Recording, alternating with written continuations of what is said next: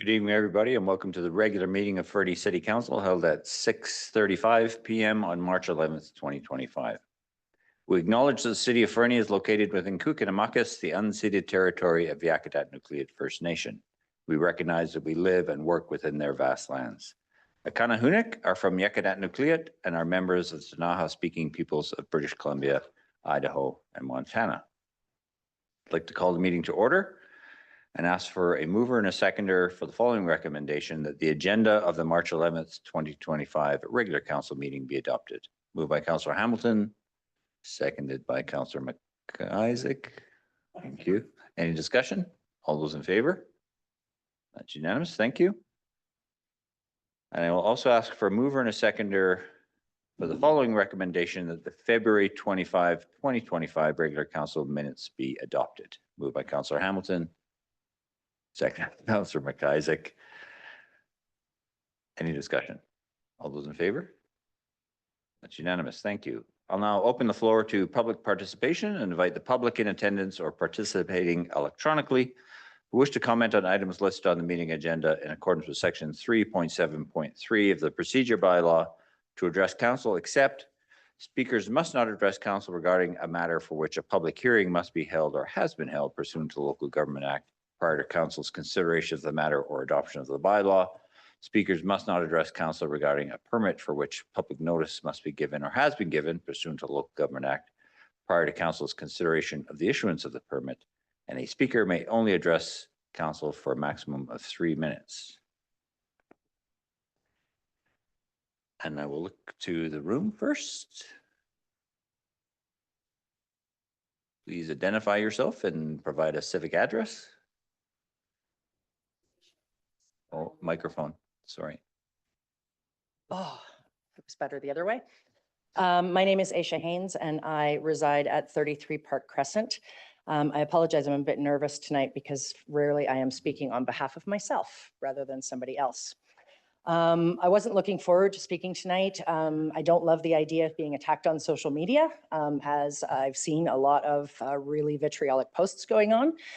My family have only been living in Fernie for 15 years, and we didn't choose to raise our son here because of property taxes or roads or snow clearing. We chose to move here because of the community that is Fernie, because it was still a place where kids rode their bikes around in packs, getting up to mischief rather than living in a car in the city. We chose to move here because Fernie had a pool and a hockey arena and a community center and a library and an art station and roads and snow clearing.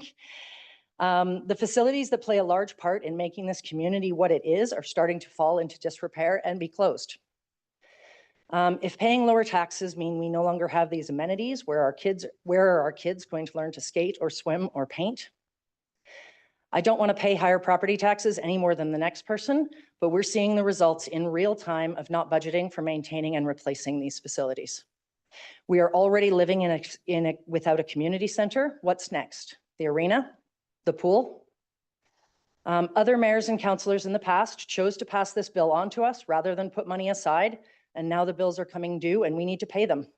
Because if we don't take this seriously right now, our children and our community will suffer for it. We don't have the luxury of passing this on to future taxpayers. We are the future taxpayers. Thank you. Thank you, Ms. Haynes. Anyone else in the gallery would like to speak? Seeing none, I'll turn to Ms. Fesco. Is anybody online indicated? No.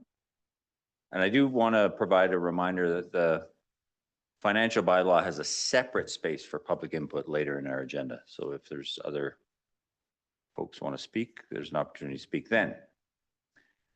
With that, we'll move on to item 10.1, a delegation bylaw 2480, first, second, and third readings, a report from our manager of planning, Mr. Simolini.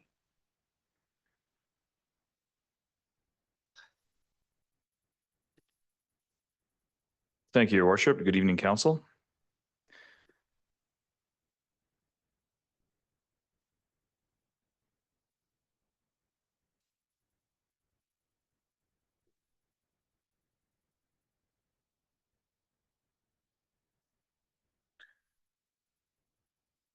Perfect. So tonight I'm bringing forward bylaw 2480, which is an amendment to our delegation bylaw.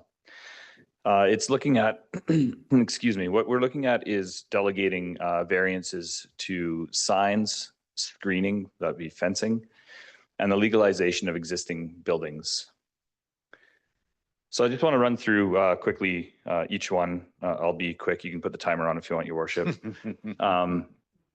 Signs. Our sign bylaw is pretty old. It's on the list of bylaws that need to be updated, but it's fairly low priority compared to some of the other things we're looking at, such as attainable housing. When we get a sign variance, it often comes to council, and it's often for something very, very simple. For example, one thing that we see from time to time is digital price changers on gas stations. So our bylaw right now doesn't allow those. What it says is it doesn't allow digital signs or sort of computerized signs. So if we get a variance for something like that, to have it delegated allows us to do a variance in a fairly expedient manner, saving a lot of staff time and council time as well. This is in the same vein as the delegation bylaw as it is now for minor variances for setbacks and heights. It's the same principle of if we can do these things in-house rather than bring them towards council, it just saves a lot of staff time. Screening as well. So that would be something like fencing. For example, in Maintown and the Annex, there's certain fencing requirements that in the front yard, a fence has to be quite a bit lower than in the backyard, but in certain situations, front yard and rear yard aren't well defined, and it may work well to have a higher fence in something that might be considered a front yard in the bylaw, but doesn't really act as a front yard in the field. So just, again, very simple. I don't know if we've really seen any fencing requirements, but we just sort of did a little bit of a sweep of what we could delegate, and this was one of them. It also gives us the ability to document those types of things instead of someone building a high fence and then us having to go back and then come back to council for permission, those sorts of things. Because fences aren't a permitted item, so we don't give fence permits. Someone could just build a fence. So it allows us to sort of keep track of it that way as well. Most importantly is the existing building or structure. So the previous delegation bylaw allowed us to vary up to 1.5 meters for a setback, for example.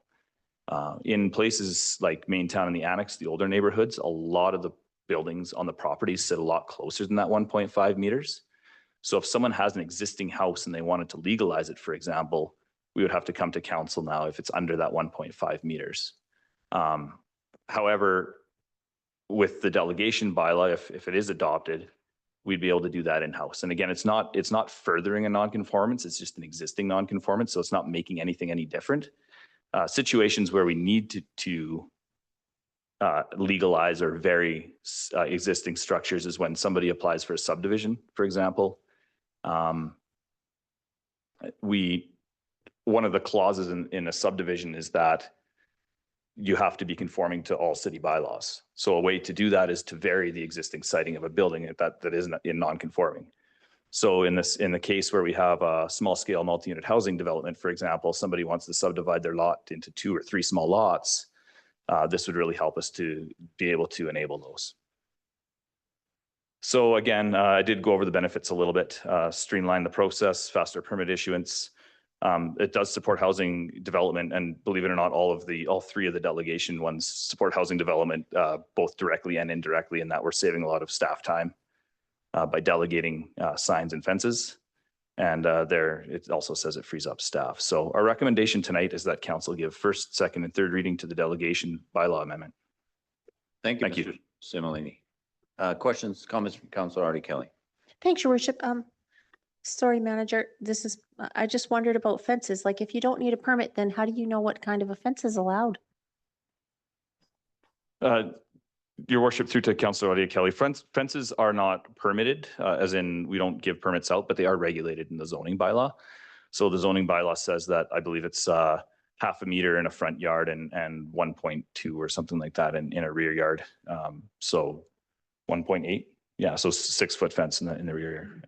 Gotcha. So you'd still need to come in and ask for the regulations. Yeah, that's correct. So if your neighbor put up a really high fence or something like that and it was non-conforming and a complaint came through, then there could potentially be ramifications. So if you were to get that variance ahead of time, then you'd be fine. Councilor Hamilton? Thank you. In the other delegation bylaws, we had just kind of like a 10% type stipulation between a minor and what would then have to come before council. How do we determine, or how will you determine, staff determine what sort of signs need to come before council versus what you're okay to just sign off on? Like, is there, how is that delegated determination or that delegation determined? Yes, Your Worship, through to Councillor Hamilton. Great question, and that goes for more than just signs as well. The delegation bylaw would allow us to vary any type of sign. So there's not a threshold. It's similar to how the delegation bylaw right now reads, that we can vary any sort of encroachment into the setback for steps and those allowable encroachments. What we do is we review the application. We review it under the same criteria of, is there a neighborhood impact? And if we determine that there is no neighborhood impact and it's okay, that's where we do that minor variance. But if we determine that there maybe isn't a neighborhood impact and there's a debate as to whether or not there is, then we bring it forward to council and have that discussion. And then that way council makes that decision. Essentially, if we're not going to recommend approval of the sign variance, then it comes to council. Further? Follow up to that. So what would kind of the procedure be if staff determined there wasn't any neighborhood impact, but then you start receiving complaints about a specific thing? Would there be an opportunity to revisit that variance, or how would that then change process moving forward? Yeah, Your Worship, through to Councillor Hamilton. I'm not sure if there's any appeal process to the public. I mean, as we talked before, public notice isn't necessarily required when it comes to a minor variance. So I think that the most important step is that we do our due diligence when we're issuing these variances, and we do go through that criteria checklist. You know, for example, if someone came and wanted to do a backlit sign on the highway, I mean, there are backlit signs on our highway now that predate the sign bylaw, but that's been a hard line that we haven't allowed to happen. So we would look at that neighborhood impact, and we do document it, and we do, keep that all on file, so then that there's a record of it. And I do think it's important to note that, because I mean, as with public hearings and things like that, we do get complaints, and it's often really important for us to keep a record of those, report back to council. So if there were, there's not a process in place now, but if there were complaints received on a sign variance that council didn't have a say in, we would, I think, maybe come forward with a report to the committee of the whole to go over that, and here's what the issue was, and here's how we dealt with it, or here's why we view it as not as much of an issue, or those types of things. Councillor Nixon? Thank you, Your Worship. So this delegation bylaw has been a major success for us. It's a major win. I remember going to UBCM and telling the people there that we were doing this, and they all seemed really excited about it. And I know that you probably got a lot of questions from other planners across the province, for sure. I'm just wondering if we're going to be keeping track of, this future amendment, like this amendment here, and the legalization of existing buildings and the screening and the sign bylaw, if that's going to be included in our stats, so that we can continue this, telling people that this has been a good thing for Fernie. Yes, Your Worship, through to Councillor Nixon. Similar to the delegation bylaw that we have in place now, I don't have the numbers in front of me right now, but we could go back and look at our record of minor variances issued, and at the very least get a fairly accurate approximation of how much staff time and council time has been saved, and how that's helped to streamline. Very similar, we do the same sort of tracking where we can look back and see what kind of minor variances we issued for these delegated items, and get those same numbers. Councillor Audie Kelly? Thanks, Your Worship. Manager, further to Councillor Nixon's question, will our new cloud permit software help you sort of automate these types of things rather than you having to manually keep stats? Yeah, through to Councillor Audie Kelly, another great question. It will. The part of cloud permit that we're implementing right now, though, is the building permit module. So that's sort of priority one, to get that in place. But the cloud permit that we're paying for also includes the planning module, which is your development permits, your variances and things like that. So those will all be tracked in cloud permit. Other questions, comments from council? I have first a comment, Mr. Simlini. I'm really pleased to see, particularly the legalization thing. And you don't know what you don't know. And until we did a renovation on our home and came to the city with a survey, we realized our house in the annex was skew on the lot. And so we, there's probably a number of them down there that were built in a time when that level of survey detail wasn't accurate. And so thank you for streamlining that. In the bylaw itself, I think it's in Appendix A, subsection F, Part 2. There's a note about buildings that existed before the adoption of bylaw 1750. And I ask this question from a completely uninformed position. Are there any open files, for example, that we would be concerned about of buildings that were built prior that now may be affected? If you know what I'm saying, are we grandfathering something we might not want to? Yeah, good question, Your Worship. I'm not aware of any open files, although there may be some. I think that clause in the bylaw may be alluding to the Local Government Act with if something is built before a bylaw, it's allowed to remain there. And that's an important note. So we can't enact a new zoning bylaw, for example, with setbacks and then knock on your door and tell you need to tear your garage down. Right. So that's sort of where that is. And whereas the delegation section delegating this to staff is allowing that legalization of those lots. So it's called like a non-conforming versus conforming type thing, but they're both considered legal. But in order for subdivisions and things to move forward, we actually need to get it to a conforming thing, and that's that variance process. Okay, that's helpful. Thank you. I appreciate that. If there are no other questions, I'll ask our corporate officer to read the recommendation. Your Worship and Council, if I may, the staff recommendation is that delegation bylaw number 2467, amendment bylaw number 2480/2022 be given first, second and third readings. Moved by Councillor Hamilton, seconded by Councillor Shoesmith. Any further discussion? Councillor Ramirez. Thanks, Your Worship. Great work on this. You're saving your time, you'll save my time also, so I'll endorse this. And I will note that you said thank you to me, but planning team is much responsible for this as myself as an individual. Thank you. Thank you, Mr. Simley. All those in favor? That is unanimous. Thank you. This moves us along to item 10.2, the 5-year financial plan, 2025 to 2029, bylaw number 2527/2025, first and second readings, beginning with a report from our Director of Finance, Mr. Burden. Thank you, Mayor Milligan. Good evening, Council. Sorry. Another short presentation from me introducing the bylaw that's up for initial readings tonight.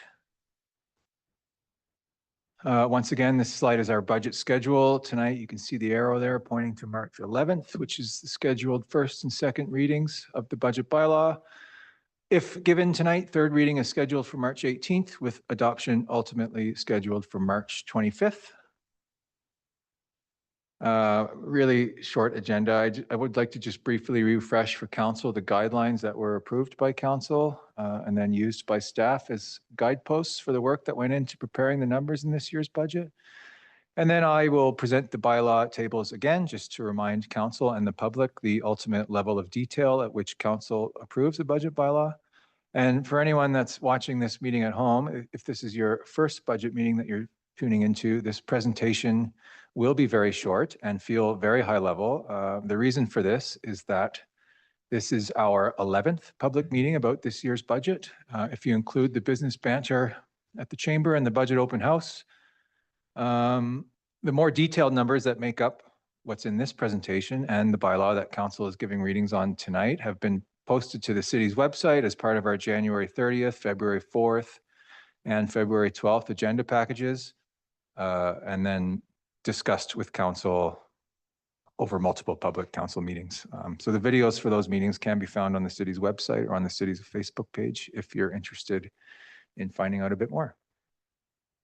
These are the 10 budget policies and guidelines that were approved by council in October of last year. They were refreshed for council in November of last year and have been shown to council at every budget meeting since.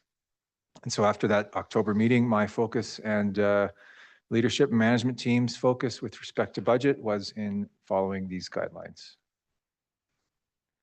This slide is our preliminary shortfall for 2025 and some of the increase in revenues contributing to that. It's just over 704,000, which translates to a 7.46% tax increase. Additional revenue includes new construction, which is worth just around 134,000. The increase in our Elk Valley property tax sharing agreement, which is Fernie's share of the property tax paid by the coal mines in the valley. And we have a grant that's used to pay for an additional 0.5 FTE in our planning department. Increased expenses are additional wages, which includes that 60K for the additional 0.5 FTE planner, 20,000 for the reintroduction of a GIS summer student, and the rest is related to the expected contractual increases from our various agreements with employees. Last year, council authorized the use of the remainder of our COVID restart grant to offset increasing costs at the pool, but this year that grant is no longer available. Last council meeting, February 25th, council directed staff to prepare this bylaw with an increase in contributions to reserves by about 94,000. Our costs of computer licensing and support have jumped this year by 67,000. Patching costs also directed at the February 25th meeting by council, they're up by 35,000 to maintain a regular level of service with respect to patching our roads. And then there's just a line item at the bottom for all the other smaller increases from this year from the various categories like insurance, utilities, and so on. And so finally, the next 3 slides. Sorry, Councillor Hamilton. Thank you, Your Worship. Just looking at the last line item there of other, in wages, we've got wages and benefits in the first line of increased expenses, but then in other, we also have benefits listed. And can you just explain the difference between those two? Thank you, Councillor Hamilton. That's purely a typo. I used to have insurance on this slide, you'll remember, which then was no longer on this slide because our estimate changed, and I must have erased the wrong line and put benefits in that. I meant to put insurance in that line, but I copied and pasted the wrong word. So it should say insurance instead of benefits there. Thank you. You're welcome. Good catch. And so the next 3 slides is the bylaw as it's presented in your agenda package. The only changes from this slide from the February 25th meeting would be the increased revenue related to the increased 1% revenue for contributions to reserves and the increased 0.36% to pay for the rising patching costs. Again, to maintain a consistent level of service for patching our streets. This slide is the expenses, and the only change from last week is an increase to 35,000, or sorry, 2 weeks ago, increased 35,000 to pay for the increased patching costs. And then this last slide that makes up the financial plan bylaw is our transfers to and from reserves, interest and debt payments and capital expenditures. And the only change to this slide from last week is the increased amount in the transfers to reserves funds line. So staff's recommendation tonight is for first, second readings of the budget bylaw as presented, after which there will be another period of public input and then third reading scheduled for March 18th. Thank you. Happy to help answer questions. Thank you. Any questions for Mr. Burdett? Councillor Ramirez? Thanks, Your Worship. I have a series of amendments that I would like to propose here at this meeting. And if I understand it right, corporate officer, I'll have to read them out one by one and goes for a mover and seconder and gets discussed and voted. Would that be? Correct, the same motion process as we've been doing, definitely. And sorry, just so I understand, do we need to get the financial plan motion on the floor first? That's where I was going. Okay, Yeah. thank you. Oh, We need to get I that interrupted you. I motion, apologize. the staff recommendation out on the floor first, yes. Councillor McIsaac. Seconder? Okay. Okay. And now Councillor Ramirez. Point of order, you just need to disclose who did what. Oh, I'm sorry. Councillor McIsaac moved it Mm-hmm. and Councillor Nixon seconded. Thank you. Apologies. Open for discussion. And discussion on the financial plan. Councillor Ramirez. Thanks for giving me this opportunity, Your Worship. I know this is going to be quite the night with a lot of amendments that I'm proposing. Even before I read into these things, one thing I need to mention here is the level of transparency that the staff showed during these 11 meetings have been outstanding. I think we've come a long way from where I started here, where it used to be a little complicated understanding what the cost drivers were and where the taxation was going and things like those. But I think the staff has done a fabulous job this year and they've opened the books and it's all transparent. So whatever decisions we make here, it is not a reflection of staff's work. It is just what I am trying to deliver here that I have heard from the citizens. So even before I get into the amendments, Your Worship, if you would allow me, I want to read some of the things that I have learned from the budget survey before I jump into my amendments. Essentially, when I looked into the budget survey, there were really 6 big items that the public identified as potential budget reductions ideas, so to say. The one was reducing administrative costs. There was I would say several examples here where the community said there's a significant amount of expenses on the administrative side. What are we doing about it? So that was the question.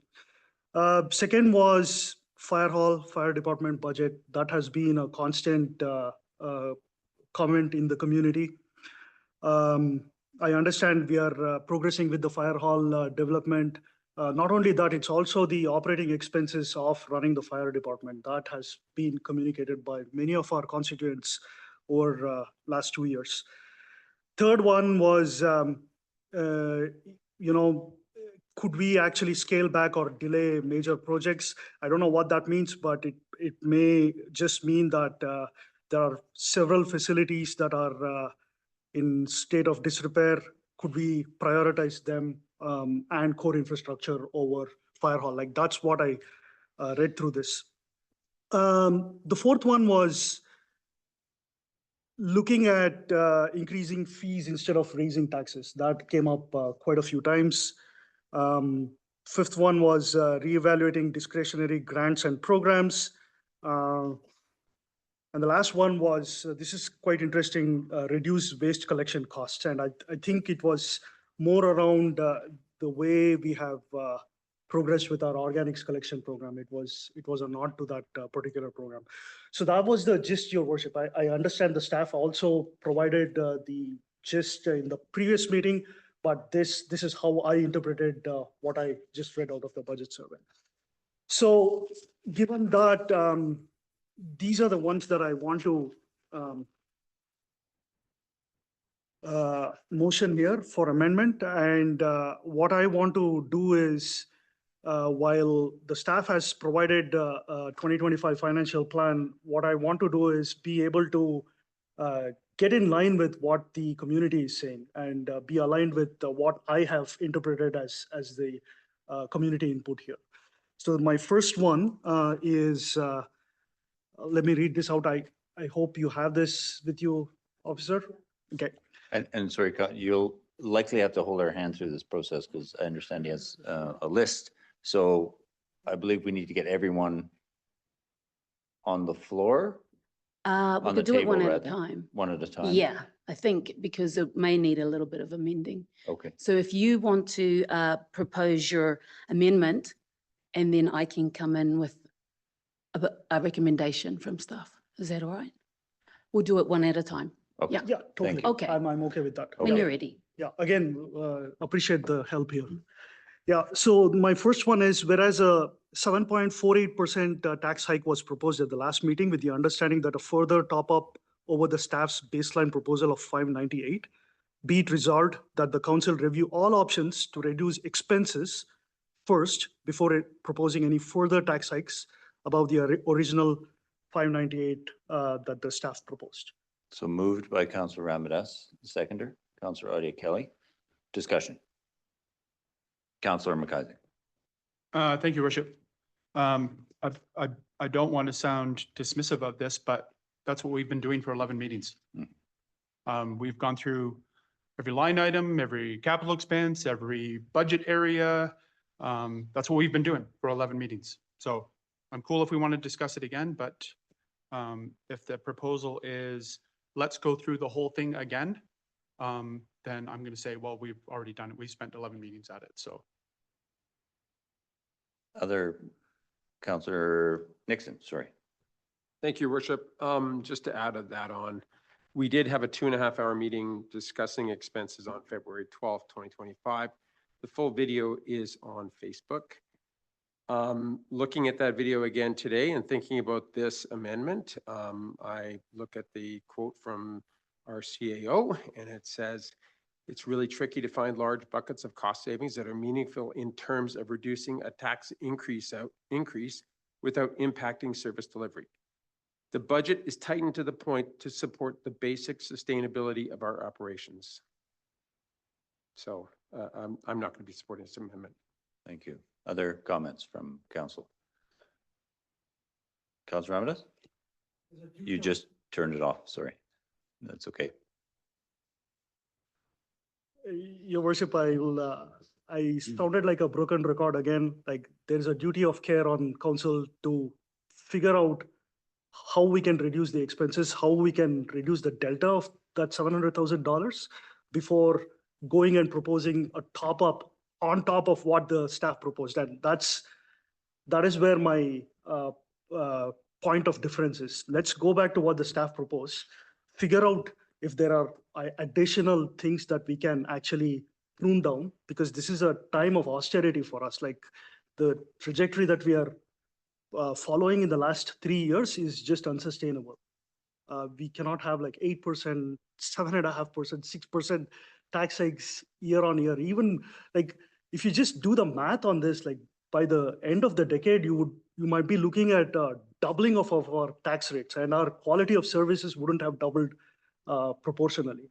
So before saying unsubstantiated things, maybe we should take some time to see the merits of all the other proposals that will come follow this particular amendment here. Well, I have some sympathy. I'm not sure I would characterize it as unsubstantiated, because I do think we had a very specific deep dive meeting to ask and answer all these questions. And I haven't gone back to that meeting as Councillor Nixon had, but I do think that was a very rigorous process and asked some very uncomfortable questions for staff. And I think it was incredibly valuable for all parties, staff included, that we look at those things. And I think that continues to be an important part of our process. But I didn't hear anything that I would characterize as unsubstantiated in those comments. Councillor Shoesmith. Thank you, Mayor Milligan. Well, I'm incredibly happy that we're laying some aside for reserves and potholes. I'm eager to see where Councilman Ramadas is going with this, and we'll be in support. We can squeeze a bit somewhere. And I mean, from the town's perspective, they know we're in a crunch and they know we're asking for more money. I mean, it's not an ask, it's demand, really. I think that it's a lot easier to swallow when they have confidence that we are doing our utmost to ensure that we are lean and well functioning. So for that reason, I'll support. Councillor Odia Kelly. Thanks, Your Worship. I have had a lot of feedback provided to me from actually a really broad cross section of the community. And I would say from different socioeconomic perspectives. And one of the comments that was made to me is governments all over are tightening. Example, our own provincial government is tightening up employment, travel, training.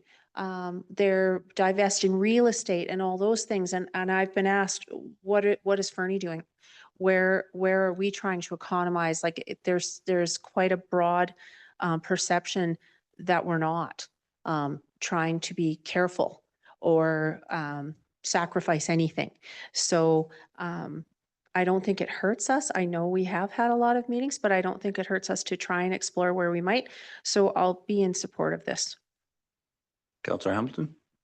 Thank you. I'll just be blunt. I'm going to sound like a broken record.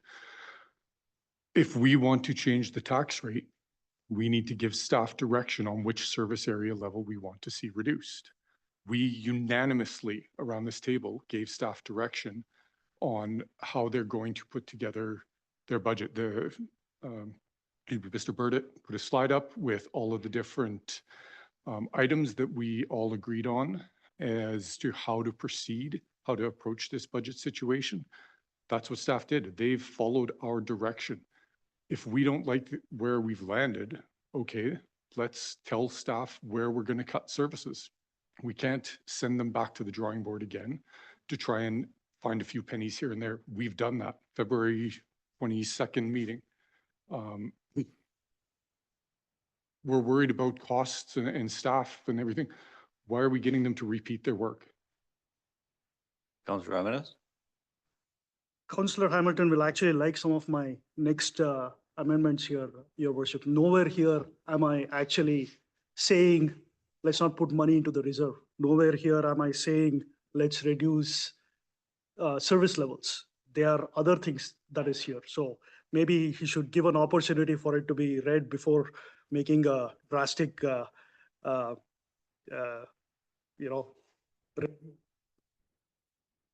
Councillor McIsaac? Thank you, Worship. I just want to clarify that I understand that Councillor Ramirez has a whole pile of amendments here. As far as I know, we're only talking about the first one. So I'm not presupposing any judgment on the remaining ones, or perhaps there is some benefit that's going to be revealed. My opinion on this particular one is I've had many conversations with many people in the community across broad socioeconomic bands and so on, and overwhelmingly, I have received positive feedback about the process, all the areas that we've uncovered and where we actually ended up, and overwhelmingly positive support for trying to be a little bit more forward-looking than many of councils have been in the past. So I feel that we've landed in a good place. We've done an awful lot of work on this already, and just a high level, let's just go back and just revisit everything and so on. I'm not sure that that's particularly helpful. We've done a lot of work. If we want to dive into any particular change that's going to be offered up here afterwards, where we haven't already done the work, great, looking forward to it. Ms. Barnowski? If I may, to council, the corporate officer and I would like to just check on the intent of this resolution. And is it Councillor Ramirez or councillor's view that this specific amendment is required to then enable the additional amendments? My read of the amendment as it is written is that it is either saying, before we do anything further, as we advance down this financial plan, let's look at all of our expenses before we look at any future adjustments to the tax rate. And I don't know that that is Councillor Ramirez's intent. My sense, and I could be wrong, so I'm going to say it and you can correct me if it's okay. I'm just trying to support a good dialogue here, is there are a number of further detailed resolutions to specifically amend this financial plan. This resolution, I don't think is required to enable it, but this resolution says to me, before we do anything else, let's do an overall complete deep dive into expenses. And am I misunderstanding that or Councillor Ramirez, can you speak to that? Thanks, Your Worship. It's a great question, CIO. And yes and no to this. Where I, sorry, no, it's not the answer that you were looking for, but really where I left was when the CFO proposed 598 tax hike. That was, I can't remember the exact date, That was the previous to the previous meeting or something. That's where I left. Like, I feel like that was a good place. And why don't we start at that as our baseline? And from there on, work towards some of the other items that I have identified in our GLs, as well as speaking with the community and from the survey results that we have got from the budget survey. And can we actually start debating on those things and can we knock them out? Councilor McIsaac. Oh, okay, my turn to ask a clarifying question. What I think I heard Councilor Ramadas just say is you're looking for a vote on an amendment to change the tax rate to 5.98. That's what this particular amendment is about. Is that correct? Can I ask? Hmm. Perhaps. Okay, that's gonna be hard to vote. Okay, why don't we, and I'm just spitballing here, Your Worship, could we just jump to the later amendments before we come back to this? that I'm even not sure we possible? can. It's on the table. We have a mover and a seconder, and we need to vote on it. Mr. Bornowski. Councilor Ramadas, is it then maybe a more fitting amendment or a more fitting wording to say that your first request is that we abandon the additional contribution to reserves that was included in the financial plan as presented tonight, period, as one of the number of budgetary amendments that you are proposing consideration? Is that maybe a simpler way of starting this process off for council to consider? Is that clear? Yes, Your Worship. Okay. Councilor Hamilton. Thank you. I was essentially going to ask the same question. Is it my understanding that this is a request to re-debate the decision that was made at the last meeting because Councilor Ramadas wasn't in attendance, that was voted on unanimously? Other comments? So sorry, Councilor Kelly. I'm not sure if it's procedurally feasible, Your Worship, but does it make more sense for it to be a package? I don't believe so. No, I had this conversation with the corporate officer, and as they are very distinct amending motions, I think they need to be made separately. Mr. Bornowski, so given the response that Councillor Ramadas has made, would you like to take a moment with our corporate officer to propose a motion for Councillor Ramadas? If I could, and I can ask our corporate officer to correct me, but I think our recommendation is likely that the question be called, it fail, and then a new amending motion come forward, because then that cleans the table and a clean, Yeah. tight motion can come forward. Yeah, because we still have the financial plan Mhm. motion on the table. Yeah. Councillor Shoesmith? It feels to me like this particular motion should come after the rest of Councillor Ramadas's package. Any way that can be achieved, I think, would be quite handy. Well, I think if I understand the dialogue currently between our CAO and Councillor Ramadas is that this motion would be the enabling motion for the following motion he has proposed making.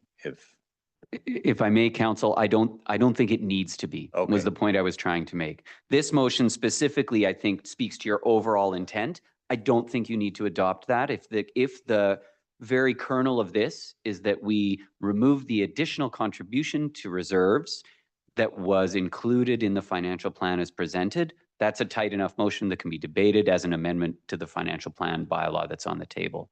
So this overarching motion can die on the table to then open up the opportunity for a new amendment to abandon the additional contribution to the reserve. Okay. Councillor McIsaac. Thank you, Worship. Just looking at the number and the conversation that has happened already, I get the sense from the number that was proposed in this amendment by Councillor Ramadas that it's not just the removal of the 1% for reserves, but also the removal of the $35,000 budget increase for patching and the budget increase for the GIS summer student.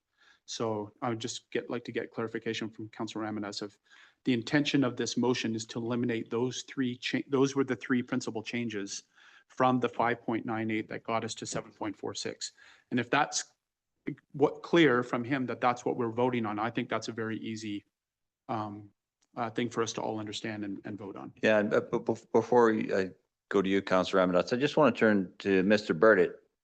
Those three things took it, though, as I understood it from last meeting, from 6.1 to 7.46, not below 6. February 12th meeting, it was originally at 5.98, and then we saved 10,000 by paying for the planter portion of our flower contract through RMI, and then added 20K worth of expense for the GIS summer students. So that made it from 5.98 to 6.1, which is our starting point for the February 25th meeting. And then we added the 1% increase for reserves and the 0.36 for patching. Thank you. Yeah. Councilor Ramirez. This will complicate our lives even further, Your Worship. I am in support of the patching 35,000 top up. What I am not in support of is the contribution to the reserve as well as the GIS student and the half a FTE in the department. But the half FTE in the planning department is funded by a grant, though. Sorry, I understand. Sorry. Okay. Yeah, I meant the GIS Summer students. summer student. Yeah, but I am in full support of patching. In fact, I would even ask the question, why is it 35,000? Why is it not more than that? My resolutions are all around focusing on core infrastructure, and this one is something that will get my full endorsement. With that in mind, Mr. Burdett, is there, you'll have to amend the number accordingly. So the patching stays in, the GIS student comes out, and the, is it the additional contribution to reserve and not the recommended contribution to reserve? Because it was the additional contribution that raised it. Yes, Your Worship, that's the one that I Okay. oppose. Mr. Burdett?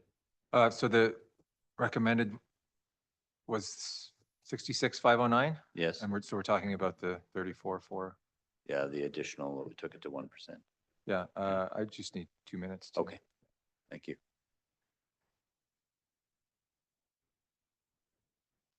But, please don't wait for me. That's okay. Well, in addition to that, our CAO and our corporate officer are gonna draft a amended. Councillor McIsaac. Just like to say, Your Worship, with the amendment that's on the floor, it does exclude the paving one. So Okay. either we're going to have to amend the amendment or defeat the amendment and propose a new amendment. I Are we think on the as- latter portion. Yeah, I think Lateral? as our CAO recommended, and that's not my understanding, if Councillor Ramirez is comfortable with the revised resolution as proposed by staff, we can Just go forward. vote on this one and defeat it, and Alright. then he will table the next one. Is that amenable? You bet, Your Worship. Okay. That's good for me. Well, with that in mind, well, our corporate officer's busy, so I won't call the question. We're in limbo. Councillor Smith. Thank you, Mayor Milligan. I rather like the spirit of this, although I certainly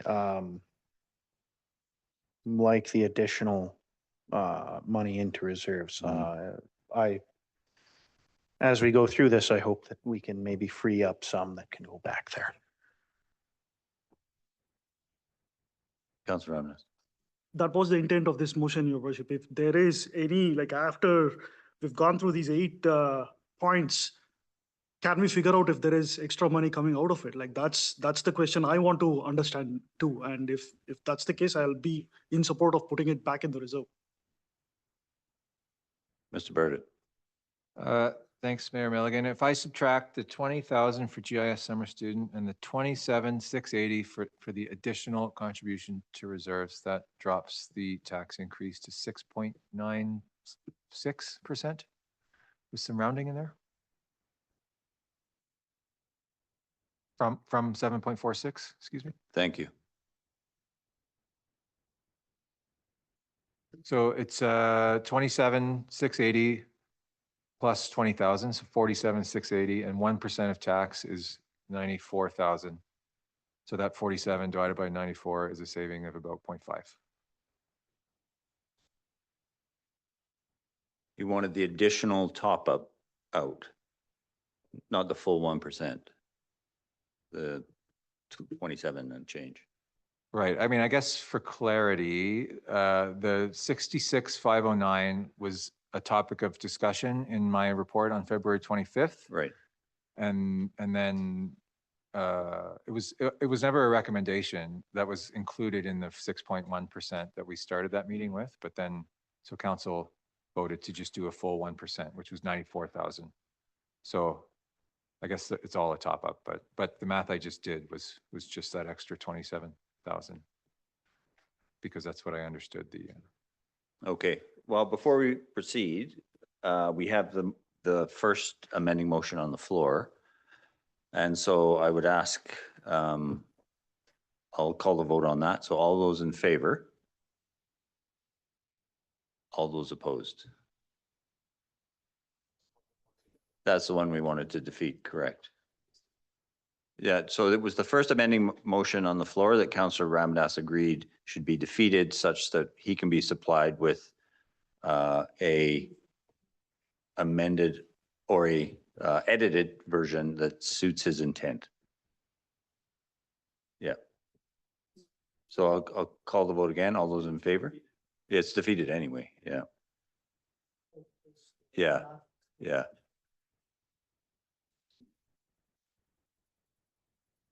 Mr. Bornowski. Thank you. So if I may ask council or Councillor Ramadas specifically so that we can just help tighten up the resolution. I'm assuming that it should be that the additional top up to reserves or the additional contribution to reserves of X and X value would either be the entire 1% or the 27,000 that got it up to 1% beyond the recommendation in the ICP. Or AMIP, sorry, and the additional funding for a summer GIS student be removed from the financial plan as presented. And I would like to know which of those it is in terms of what you would like to be proposing. Thanks, Your Worship. That's exactly what I was looking for, CAO. Drop the GIS stuff, drop the additional 1% that we topped up with, but include the patching work. Mr. Burdett. So then the percentage with dropping the full 1% and the GIS student is 6.25. Okay. Councillor McIsaac. Thank you, Your Worship. That's what I was going to say. Maybe it would be easier if we went back to it's 5.98 plus patching.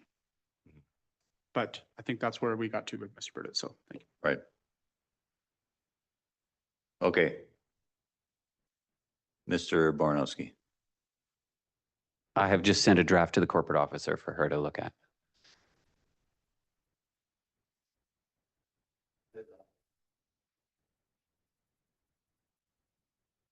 Just to read that. Sorry, Mr. Burdett. Just for extra clarity, it's not 5.98 plus patching because we also subtracted the 10,000 for the RMI for the funds. So, you know, it's like 5.87 plus patching. Okay, thank you. Yeah. And where does that put us? Sorry.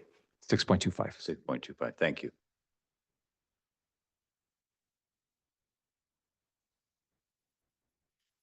Then I think the resolution that we would recommend for consideration, if this matches, is that the additional top up to reserves of 1% and the summer student proposal be removed from the financial plan as presented. Are you comfortable with that? Yes, Your Worship. Moved by Councillor Ramadas, seconded by Councillor Audia Kelly. Further discussion? Seeing none, All those in favor? Councillor Ramadas, Councillor Shoesmith, Councillor Audie Kelly. All those opposed? Councillor McIsaac, Councillor Hamilton, Councillor Nixon, and myself. Thank you. Back to you, Councillor Ramadas.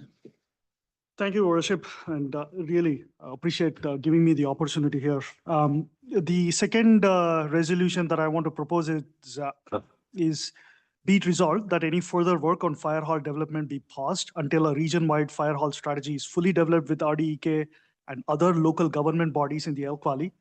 This pause should cover any further development work and activities related to the fire referendum. Further, be it also resolved that the C&L right-of-way projects costing, securing of funding and pre-development work take precedence over any further fire hall planning and development. Thank you. Councillor Shoesmith. Thank you, Mayor Milligan. Well, I like what we're saying about the regional fire hall. The CNL runs through my father's property, and I have to recuse myself from this motion. Thank you.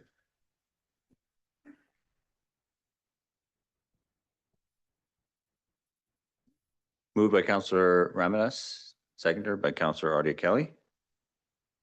Discussion.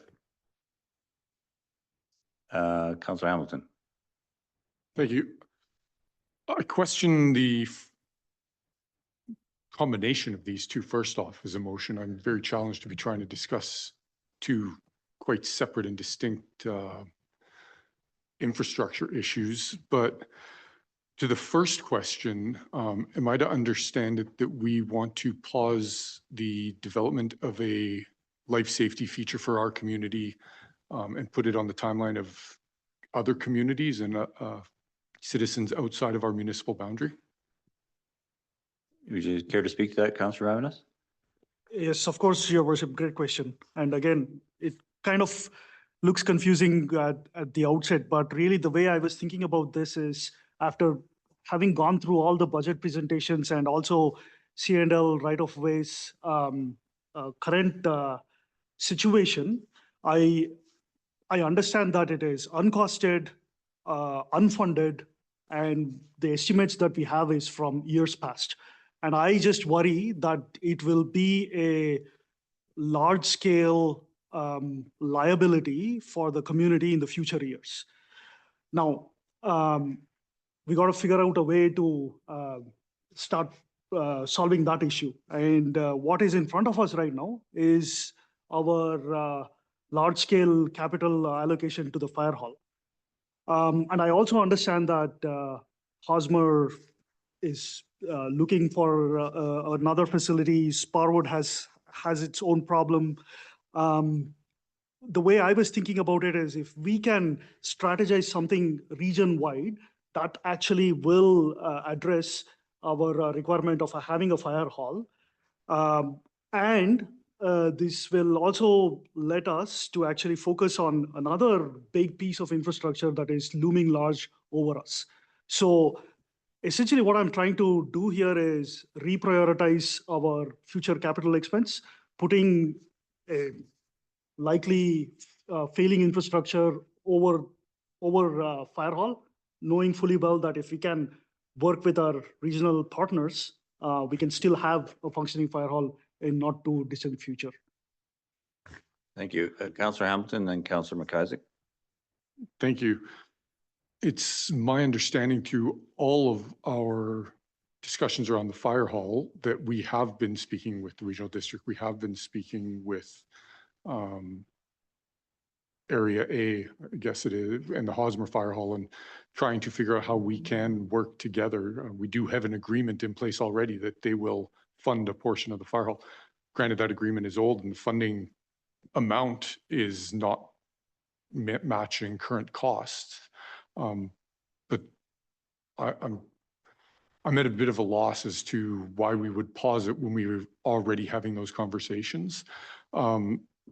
Second comment is we're not in an either or situation. We need both of these pieces of infrastructure. You know, there is no real priority between either of them.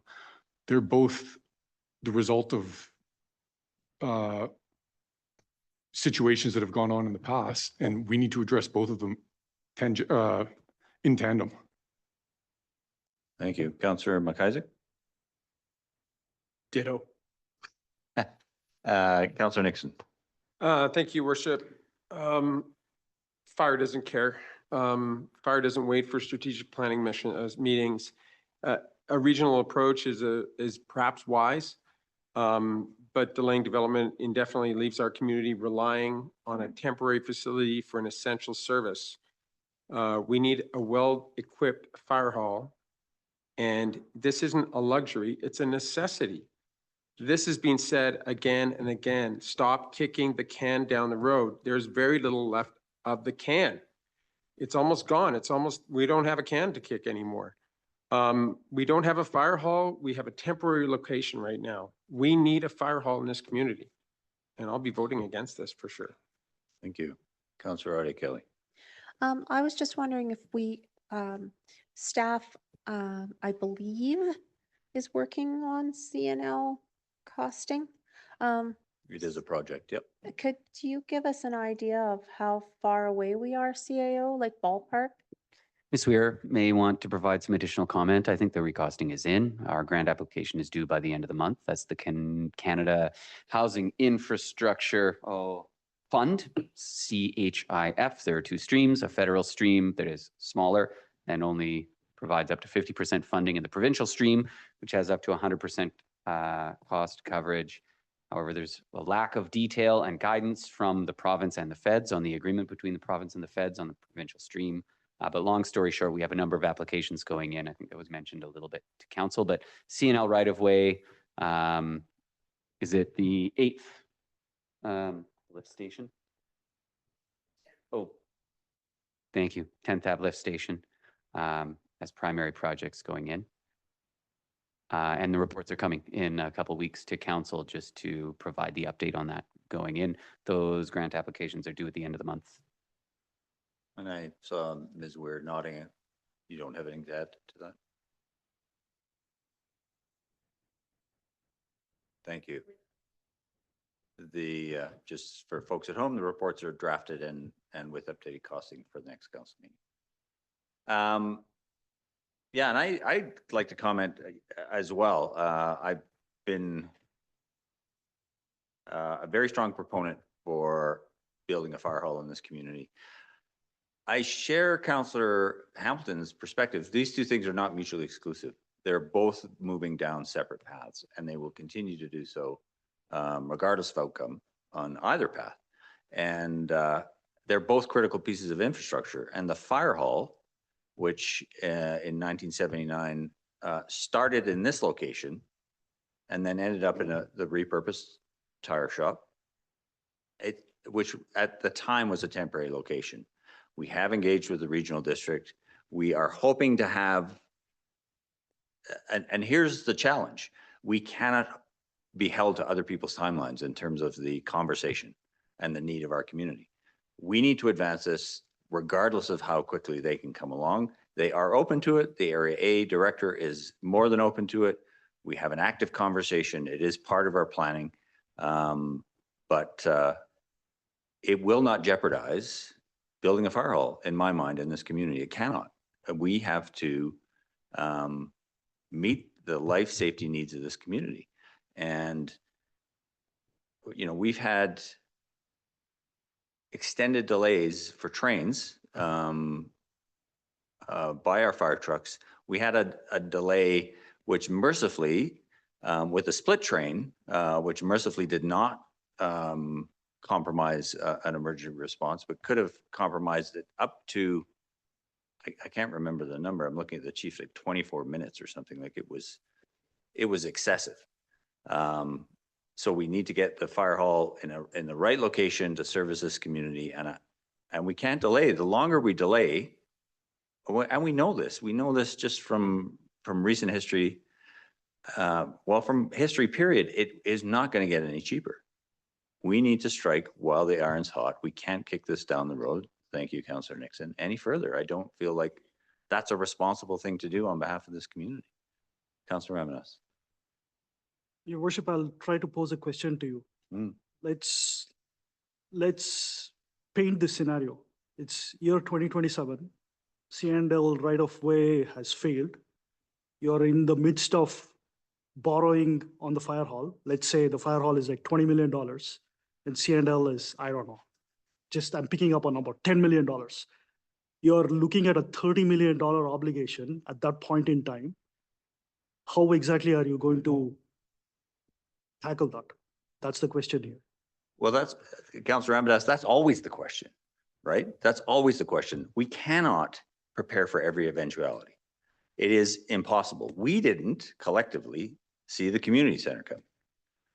It suffered, and I'm going to say this with no reflection on staff, it suffered from years and decades of benign neglect because councils were afraid. Council as a continuing body, we own that problem.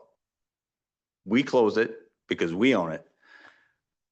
We own the benign neglect as any other council does.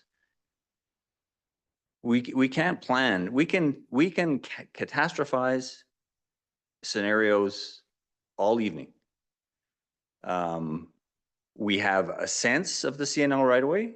We have a project that is advancing our understanding of the CNL right away and our funding streams available to us. And we're advancing those. The two things are not, as I said at the outset, mutually exclusive. We need to advance them both. Councillor McIsaac. Thank you, Worship. Just to continue on where Councillor Ramadas is going, if we do wait for a couple of years to do the fire hall and look at CNL, based on the report that we had from Arcadis, it will now be $22 million. So now when the failure happens, now we have to borrow $32 million. So we can wait for this catastrophe and have it get worse, or we can address it sooner.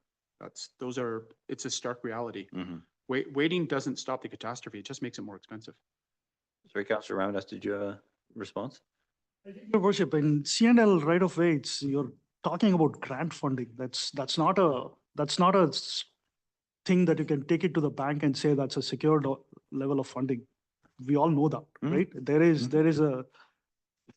There's a higher likelihood of us going back to the community and borrowing via referendum than getting something out of a grant stream. Like it's almost like like a higher likelihood of the former happening over the latter. So all I'm saying is we just have to be clear-eyed about this. And the way you summarized it is like it's some kind of an unknown. We don't know when CNL might have issues. It's not that, like it's well understood already, like that it is going to fail at some point. It's a risk that's in front of us, and it'll cost a lot of money, and it is not going to be grant funded. That's the reality here. Well, again, you're speculating as I'm speculating, and that we could spend all evening speculating about outcomes here, and it's not productive. We have a plan. We're advancing that plan. We'll see where we arrive at that plan. If that plan, if grant funding does not provide the necessary financing, we will develop another plan, which is also one of the reasons we looked at putting more money in reserves. So we're well prepared in the future for these sorts of eventualities. Councillor Hamilton. Thank you, Your Worship. That was the exact point I wanted to make. You know, if we're worried about what might happen in the future, we have expectations of large costs coming up in the future. Is it not fiscally prudent to start making sure we have money in the bank to cover those costs, as opposed to waiting and taxing the individual all at once? Because as we know, costs are going up. But if we start putting a little bit of money in the bank now, we'll be earning interest, that money will be growing, and we'll be in a much better position with funding our reserves appropriately.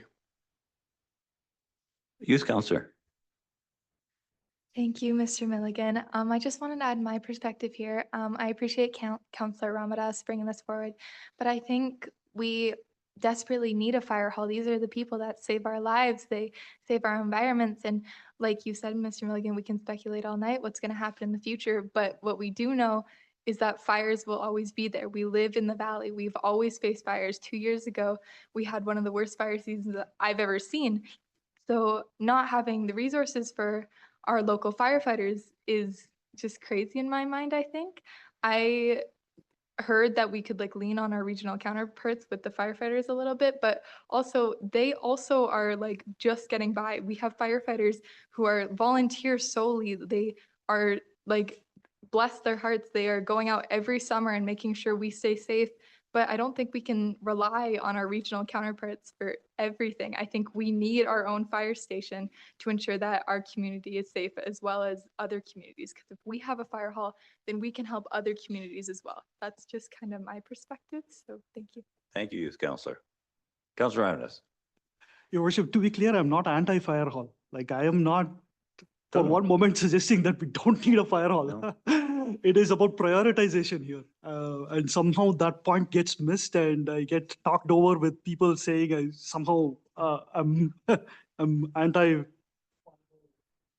against the well-being of our fire personnel. No, That's not no, the- well, I hope you're not interpreting my comments as being anti-fire because I don't believe you are. I agree. You're presenting it as a process of prioritization. But at the same time, it's been presented as a process of prioritization for over 50 years. And it's time, it's probably not quite 50 years, is it?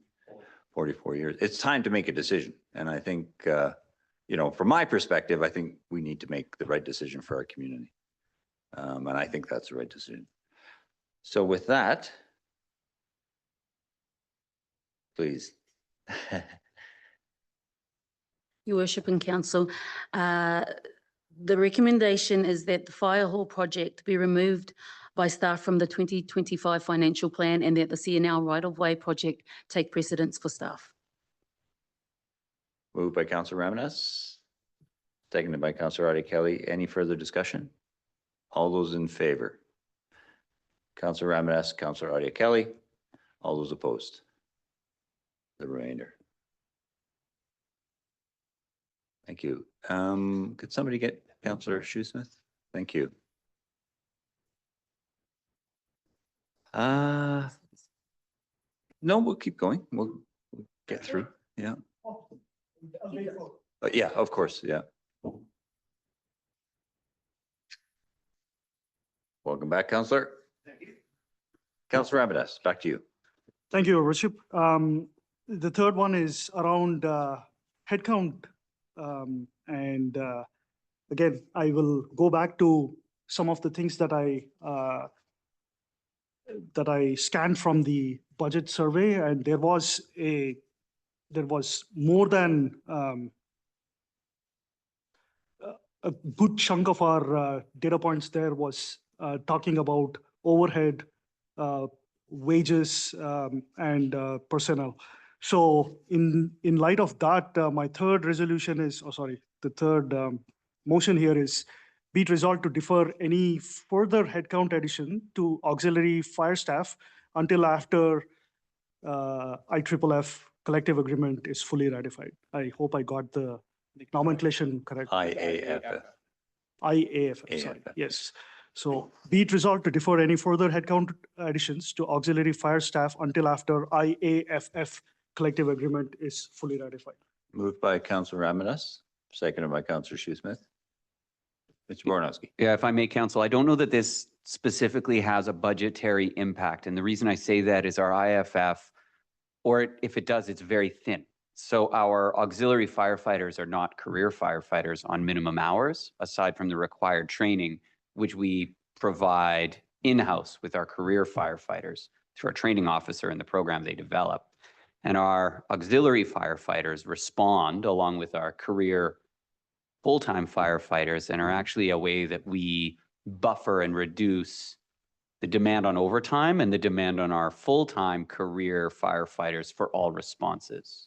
And so our auxiliary firefighters are only paid for their call-outs and training, and are essentially used as a tool to have a much larger complement than our 8 career staff, so that we have the ability for a number of types of response that are primarily auxiliary firefighters. But again, and the chief may want to provide some additional commentary because he knows the service much more intimately than I do. They aren't a direct guaranteed hours complement. And in order to function, to know that we have enough to respond effectively to full calls, we do need to maintain a minimum level because they're not required by a contract like a CA or an employment contract to be responding in the same way the career firefighters are. So I would provide that as some context for consideration for council on this. Capping IFF or capping auxiliary firefighters or not replenishing as they move along, because there's quite a bit of turnover in the volunteers, is likely not a significant budgetary impact as training is largely provided in-house. Councillor Nixon. I think CAO Bornowski clarified that. Honestly, thank you, Worship. There must be some sort of misunderstanding with this amendment. It's like I said, like Mr. Bornowski said, auxiliary are basically fire volunteers that are helping their community. And we have a hard time recruiting volunteers. A new auxiliary, I think we just hired some new ones. I met one of the parents on the White Pass chair just the other day. And these individuals are willing to go and pull people out of the river and out of burning car.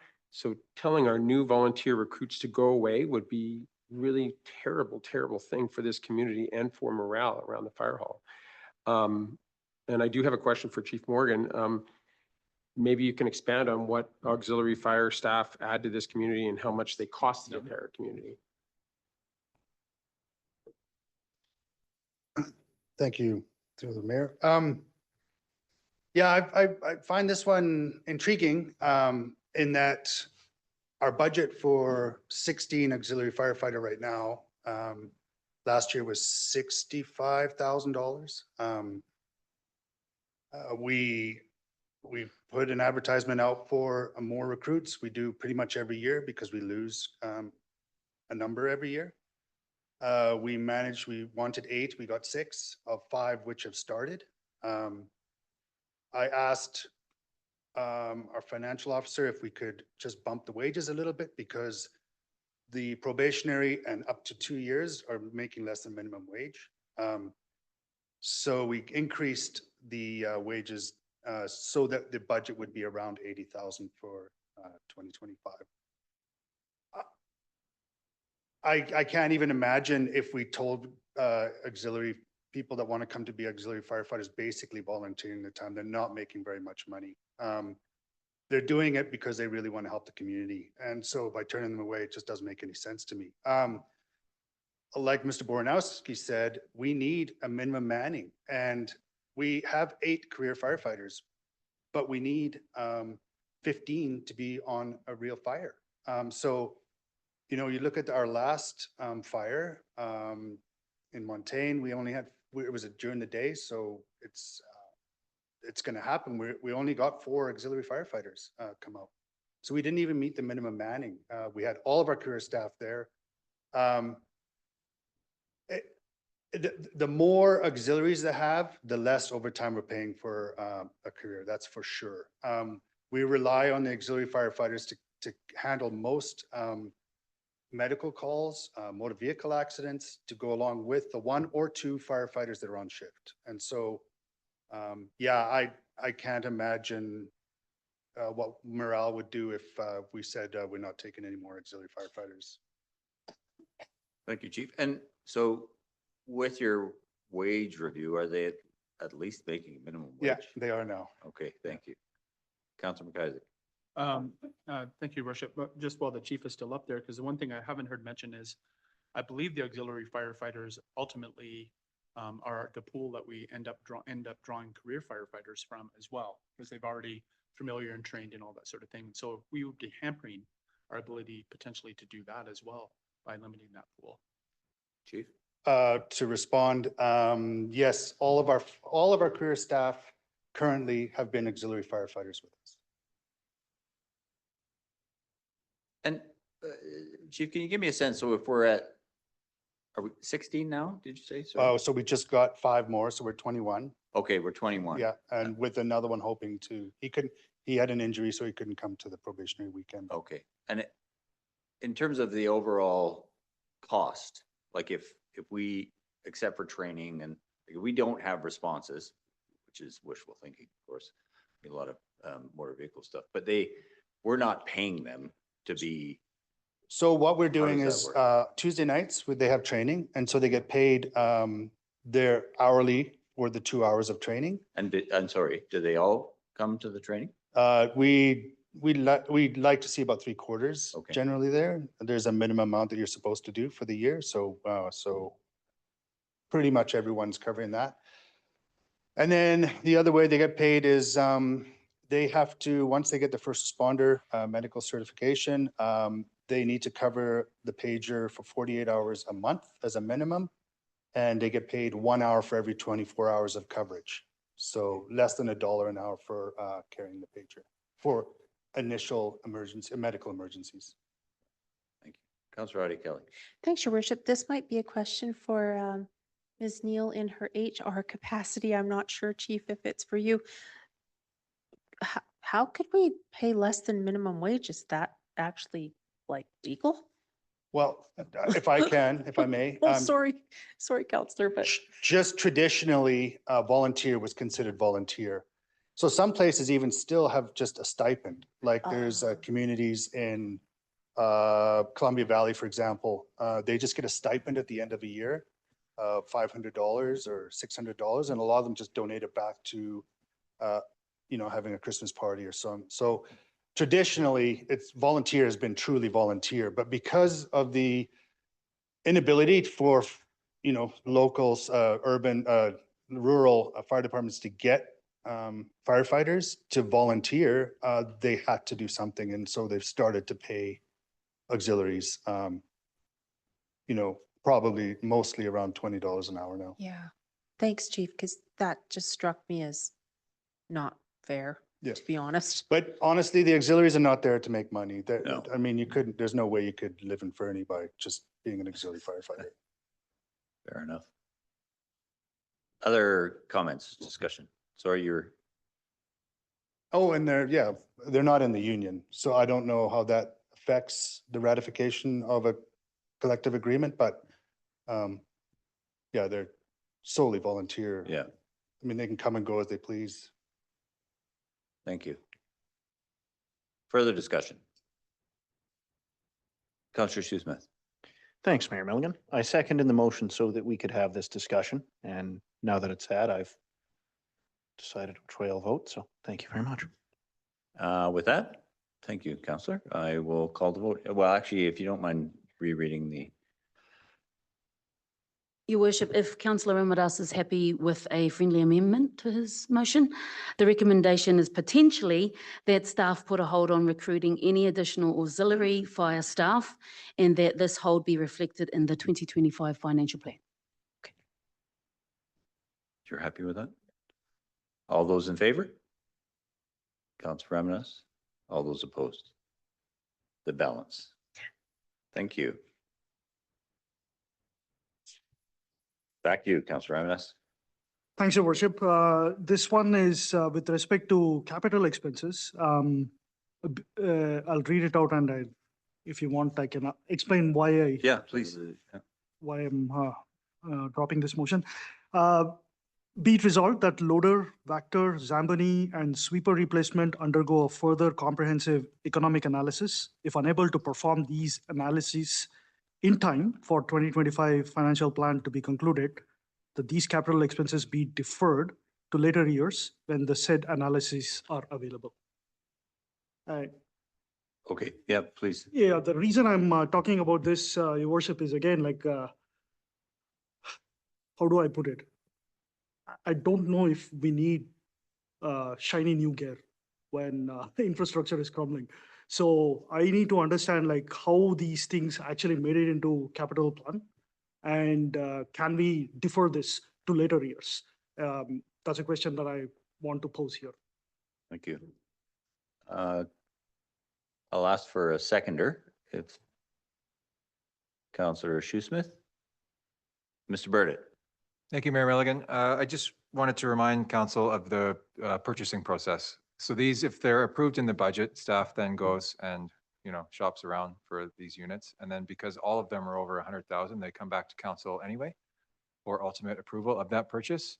And I just thought that that was a good reminder for council that even though they're approved in the budget, there is an opportunity for larger items such as these for discussion. And then part of that report will be explaining for council why we need to replace these and have, some sort of analysis done on Zamboni could be propane versus electric, that sort of thing. So anyway, just wanted to make that point before discussion.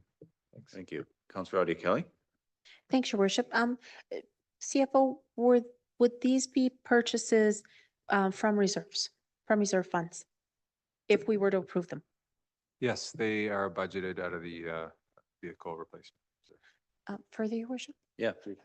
One of the things that I've been asked repeatedly now with all the, I'm going to call them the scarifs, the tariffs, would a lot of these things, we don't know if they'll be subject to tariffs, or do a lot of these things that we're purchasing come from the States? Or are they within the country? Like, are we going to have to import them? That's been a question I've been asked repeatedly in the community, and I apologize if we can't shed light on that yet, but I just wanted to raise it because it's something I get asked almost daily now. Mr. Bornowski may know more about any local government discussion around this issue, but any opinion I could offer would be just, how I react to the news at this point, Unfortunately, that's all I really can say about it. Councillor McIsaac and then Councillor Hamilton. Thank you, Worship. I don't know if this is helpful, but I did sit in on a tariff discussion today with I don't know if anybody else in the room had a chance to do that. There was a bit of a discussion from Premier Eby and from two of the cabinet ministers, Cullen and Anderson. Brittany Anderson. Thanks. And the overwhelming message that we heard with regards to procurement was that the provincial government was going to make no effort to interfere in local government's ability to go out and procure, regardless of where they were procuring from. So they're basically leaving the responsibility of deciding procurement rules to us. They're not going to change them based on the tariff thing. And frankly, now we're talking about me and not talking about the cabinet ministers. The vagaries of the tariff decisions make it essentially impossible, I think, for us to base procurement decisions on their existence or not. When it comes to the capital expenditures for these things, we've received information about the necessity for these. I think they should be in the budget. I'm not sure at the time, as Director Berta has said, these particular items are going to come back to council for a discussion and review. And I think it's probably likely that the timing for those decisions and what will happen will probably be predicated a lot on what the situation is at that time. So predicting it today is probably pretty difficult. Other than I can say that as of today, the provincial government is not creating any new rules for us with regards to this. Councillor Hamilton. Thank you. Excuse me, as a part of our procurement policy for items such as this, would we go to an RFP or would they be a sole source procurement? Thanks, Councillor Hamilton. We do a full RFP typically over 25,000. Okay, and so further, if I may, so Please. then to further the discussion around tariffs and such, at that time, once we have the full list of proposals or received proposals, we as a body potentially could also make that discussion, and we would have much better knowledge on actual impacts to the price. Yeah, exactly. I agree. And then just to add on to what I said earlier, we also explore with Canoe Purchasing Group, which we're members of, and they've helped us before. Surely a purchasing group called Canoe could help us with a Zamboni purchase. Councillor Nixon. Thank you, Worship. This is not about scarifs. I like that term.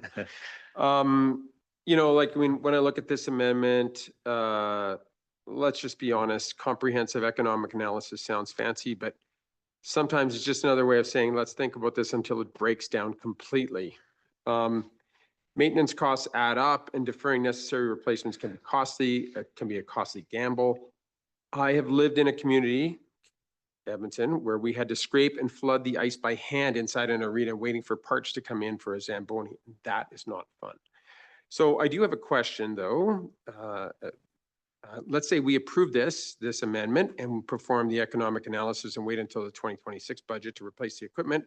What funds do we have available for maintenance if things go really south on any of these pieces of equipment? Do we have any maintenance in there for these in case they break?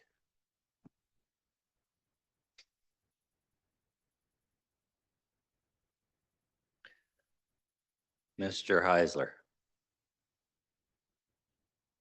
To answer that through to council, I mean, we do have the operating budget and the maintenance budget, but for example, in 2017, 2018, when we cracked the frames on 2 graders, it blew that budget out of the water. So, you know, if we had anything significant, we'd likely be looking at the operating reserve. Councillor Eddie Kelly. Thanks, your worship. Just for clarity, what I think I heard was we are going to have to go over this stuff for all of these pieces of equipment, regardless of this motion. Yes. Yeah, they will come back to council. Yep, council has to approve any purchase over 100,000. Sorry, Councillor McIsaac, I skipped over you there. I guess where I'm thinking about this particular amendment is like these pieces of equipment have come forward because staff has recognized that we're getting to end of life and we're going to need these pieces of equipment and probably not too long in the distant future. Some of the challenges that I think about that, going back to what Councillor Nixon said with regards to maintenance and so on, is choosing not to plan for it means that we likely will have a much shorter time frame and perhaps less responsive RFPs, for example, like where we're not willing to wait for a longer period of time. So there's some potential risk there by not planning now and waiting for the inevitability of equipment breakdown.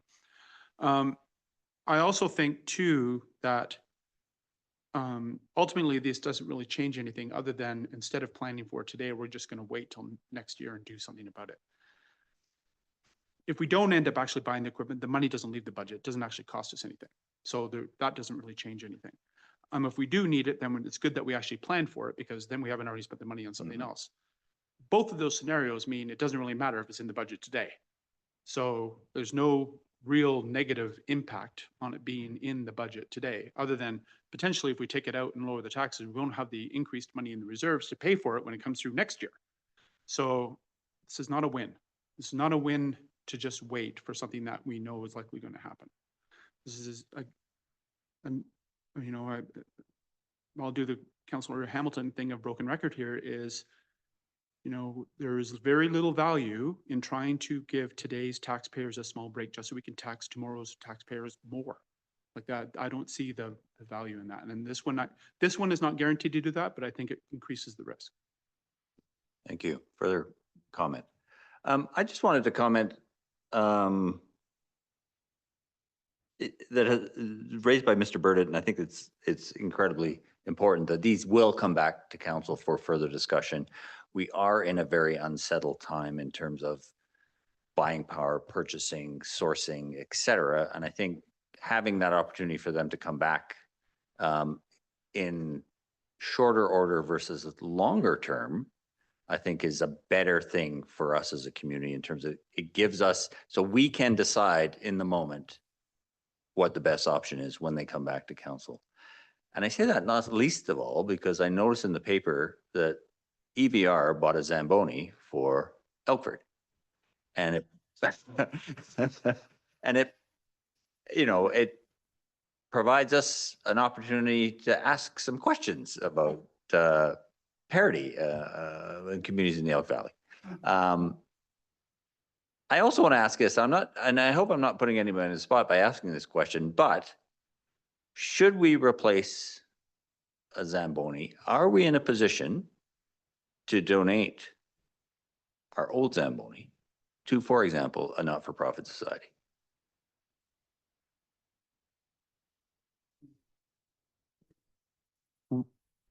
There's servicing and support and maintenance that would have to be considered alongside it so that we weren't donating them a white elephant. Sometimes you accept a donation and then you get to own that donation for the remainder of Understood. its Yeah. life. Yeah. Yeah. But I don't think I don't foresee a point where we would be forced to sell it at auction if it were going to an actual not-for-profit society as a donation. Thank you. Councillor Ramanathan.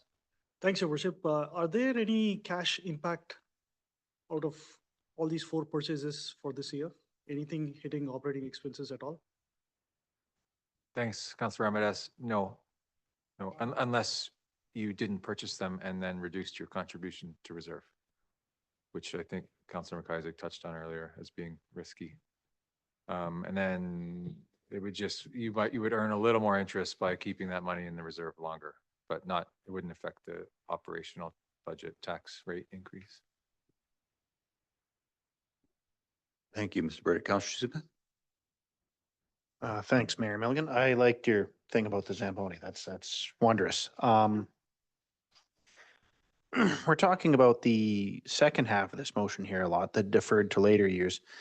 I feel like we've overlooked the first half, which is the actual ask that's tied to it, which is just a further comprehensive economic analysis. That's the real ask here. And while I'm not a fan of deferring equipment purchases, I think having a very sharp pen about them is probably a wise idea. But what I would comment, and certainly look to our CFO to refute me, but that economic analysis will come forward at the point of decision. Yep, that's right. But yeah, when And I'm not suggesting there hasn't been, sorry, Mr. Burdick, there hasn't been economic analysis done already in terms of the cost benefit of servicing an aging piece of equipment versus replacing an aging piece of equipment, which is typically where we start. But we will receive all that when the point of decision comes before council. correct, staff's analysis will form part of those reports approving purchase. And if at that time, council would like to see something different in that analysis, we can always incorporate it for future pieces too. Thank you. Councillor Adia Kelly. Thanks, Your Worship. Do we have a timeline of how soon these pieces will come before us? Just thinking, back to the Scarif talk, timing might be everything. Thanks, Councilor Adia Kelly. I'm speaking for Director Heisler here, but we have to wait for budget approval, which is still scheduled for March 2 weeks from now. 25th. Yeah, and then we'll begin the purchasing process, which so you have to draft their RFPs and post them and have them open for a month and a half, and then review submissions if we receive more than one, and then draft the report to council and come back. So it's a few months at least. Thank you. With that, I'll call the question if you don't mind rereading the recommendation or the proposed motion. Certainly, Your Worship, that prior to purchasing any new fleet budgeted in the 2025 capital plan, a rational financial and options analysis be completed by staff.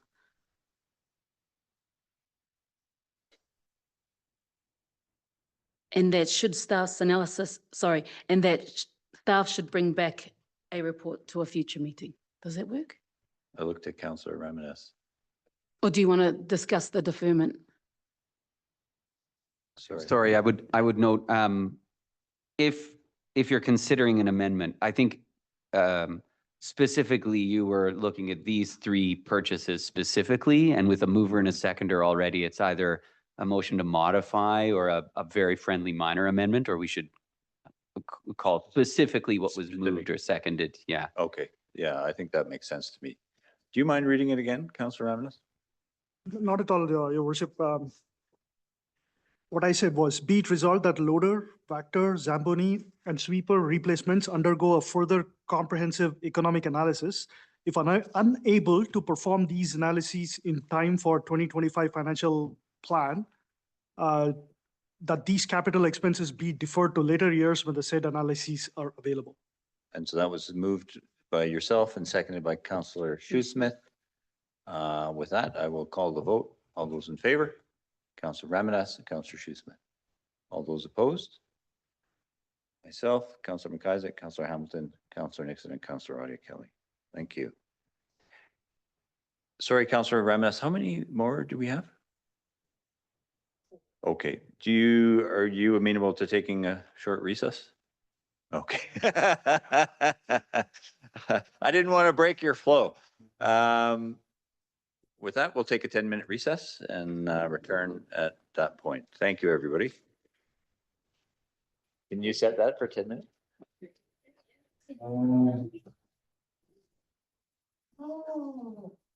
It's just so incongruous. Like red and blue, like I feel like this.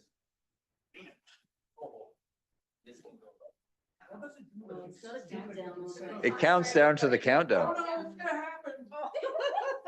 Let's just see what happens. If I may, your worship, before we all. Yes. mute microphones and reject,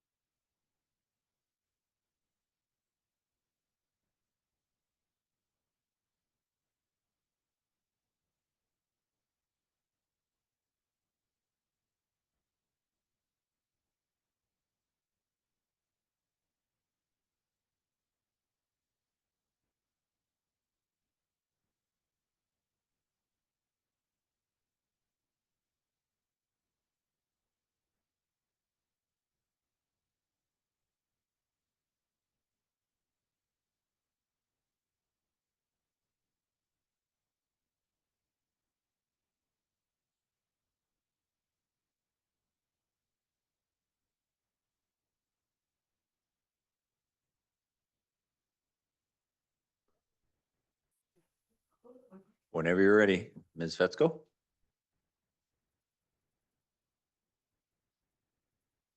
Welcome back. Councillor Ramadas, back to you. Thank you, Your Worship. So I've got two here, 5 and 6. I spoke with the corporate officer and we decided to kind of combine the two. Okay. In the interest of time, they are pertaining to the same subject, so we thought a combined resolution might work. Be it resolved that all non-union full-time staff hiring be frozen for the year 2025. This should include not backfilling any recent dismissals, attrition, or retirements. Be it also resolved that there be no salary increases for 2025 for both non-union staff and elected officials. Moved by Councillor Ramadas, seconded by Councillor Shoesmith. Discussion. Councillor Ramadas? In the same vein of reducing expenses here, Your Worship, and I think in a time of economic difficulty for a lot of our citizens here, I think we should be leading by example here, both ourselves as well as non-union staff. And I think it is only fair that we share the burden with our taxpayers for this year. Till a time where we know we are in a situation where we have decreased the delta between expenses and revenues, we should be focused on keeping this as tight and lean as possible when it comes to wages. Okay, thank you. I'd just like to ask a question, and it's a difficult one to answer, I think, from a staff perspective, but if reflecting on our direction to staff pre-budget, that we not reduce services, that we maintain services at a steady level. What are the implications then? And this, I get how difficult this is to answer, of not replacing personnel. My experience here is that we have a strong bench, but it's not very deep. We don't have multiple people who can fill in roles across the organization. And often, if there's a leave, there's a gap and projects get delayed. So I just wanted to get a sense if anyone can provide some color to the potential impact of this to our organization. Well, Your Worship, the long and the short of it is likely no. And the reason being, it was also discussed at the drill down. I can give you some generalities that I think you can all appreciate. If someone leaves and we don't replace them, there's no one to do their job. And we don't have backups. We don't budget for backfill for vacations. So when someone goes on vacation, someone else picks up the bare minimums of their jobs to cover for it, right? We just don't have second in commands for exempt positions. So it's not possible to predict without getting into hypotheticals and pointing at individual positions, such as, you know, who would vacate. And I don't think that that's fair to individuals, but, you know, as an example, if a manager of a particular department left, there would be no one then to directly oversee their staff, manage their development plans, sign their time cards, coordinate work, issue RFPs, sign invoices, until those people were then assigned to someone else. And so you'd essentially be assigning that oversight, but all of our managers are also line and project delivery managers. You know, we have one individual who supports projects across multiple departments with project management and business analysis specialization, but our managers and our directors also manage projects. They're not, you know, strictly speaking, C-suite executive directors and managers alone. So it's hard for me to say without having the sort of, we want you to reduce service levels or staffing in this area and bring us back options. Without some direction, like, do you want me to look at what it would mean to have managers vacate and not be filled in engineering, in operations, in corporate administration, in human resources, in finance, in Parks, Facilities, Recreation. And with that direction, then I could provide you some scenarios of what it would mean. Yeah, no, I appreciate that answer because I appreciate how difficult a question it is to answer. But the long and the short of it is we don't hire people to create work. We hire people to do work. We're not hiring people then filling their time with work. There's a need and we hire people according to need. Thank you. Councillor Adia Kelly. Thanks, Your Worship. I'm not sure how to say this. Would it be more on a business case basis? Example, CAO, you made some changes when we lost our corporate officer that you worked to reestablish portfolios. I don't know a better way to describe it. And that worked in that particular instance. But what I'm maybe hearing is it depends on the instance. Is that right, CAO? If I can, yeah, accurately, I think you're speaking of when our Director of Corporate Administration Services took another job and is now CAO in Elkford. We adjusted the portfolio, knowing that we also had a 12 to 18-month leave in the department and knew we would have to have an interim solution before re-solidifying things. So we adjusted portfolios internally and changed the staffing structure without adding costs to the department.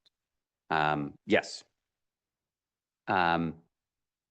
And then are you asking, is that possible or practice with other positions? And as an example, our manager of Public Works, we're currently recruiting to fill the manager of Public Works position. Prior to posting it, an analysis of that job description and the roles and responsibilities was done by the director to update it and then redevelop the posting and then put that out. But in that case, their determination was we do need someone to be that manager of streets, water, wastewater, solid waste, like streets and utilities. Councillor Nixon. Thank you, Worship. I think that not replacing staff might save money in the short term, but there's too many risks associated with it. In the hockey world, this is what we call playing with called shorthanded. And I don't want Fernie to be shorthanded. I want everyone to be on the ice, right? I want a full complement. And I really think that this handcuffs our organization. Thank you. I wanted to ask about the other part of the motion as proposed about wages and wage increases, and help us understand, like, staff wages are not tied to, but reflective of, in terms of increases, our hourly contracts with QP. How is that played out, given that we haven't had a collective agreement ratified for some time? Thanks, Mayor Milligan. That's part of the, well, that's most of the salary increase this year. We're expecting both of those agreements to be ratified, and therefore any retro pay backdating to when they expired would then kick in. And that's also what the exempt compensation policy is tied to those inflationary increases that that the collective agreements get. And not providing those retro pay and appropriate increases is changing the condition of employment for our entire exempt staff. Would that be correct? I'm looking at you, Ms. Neal.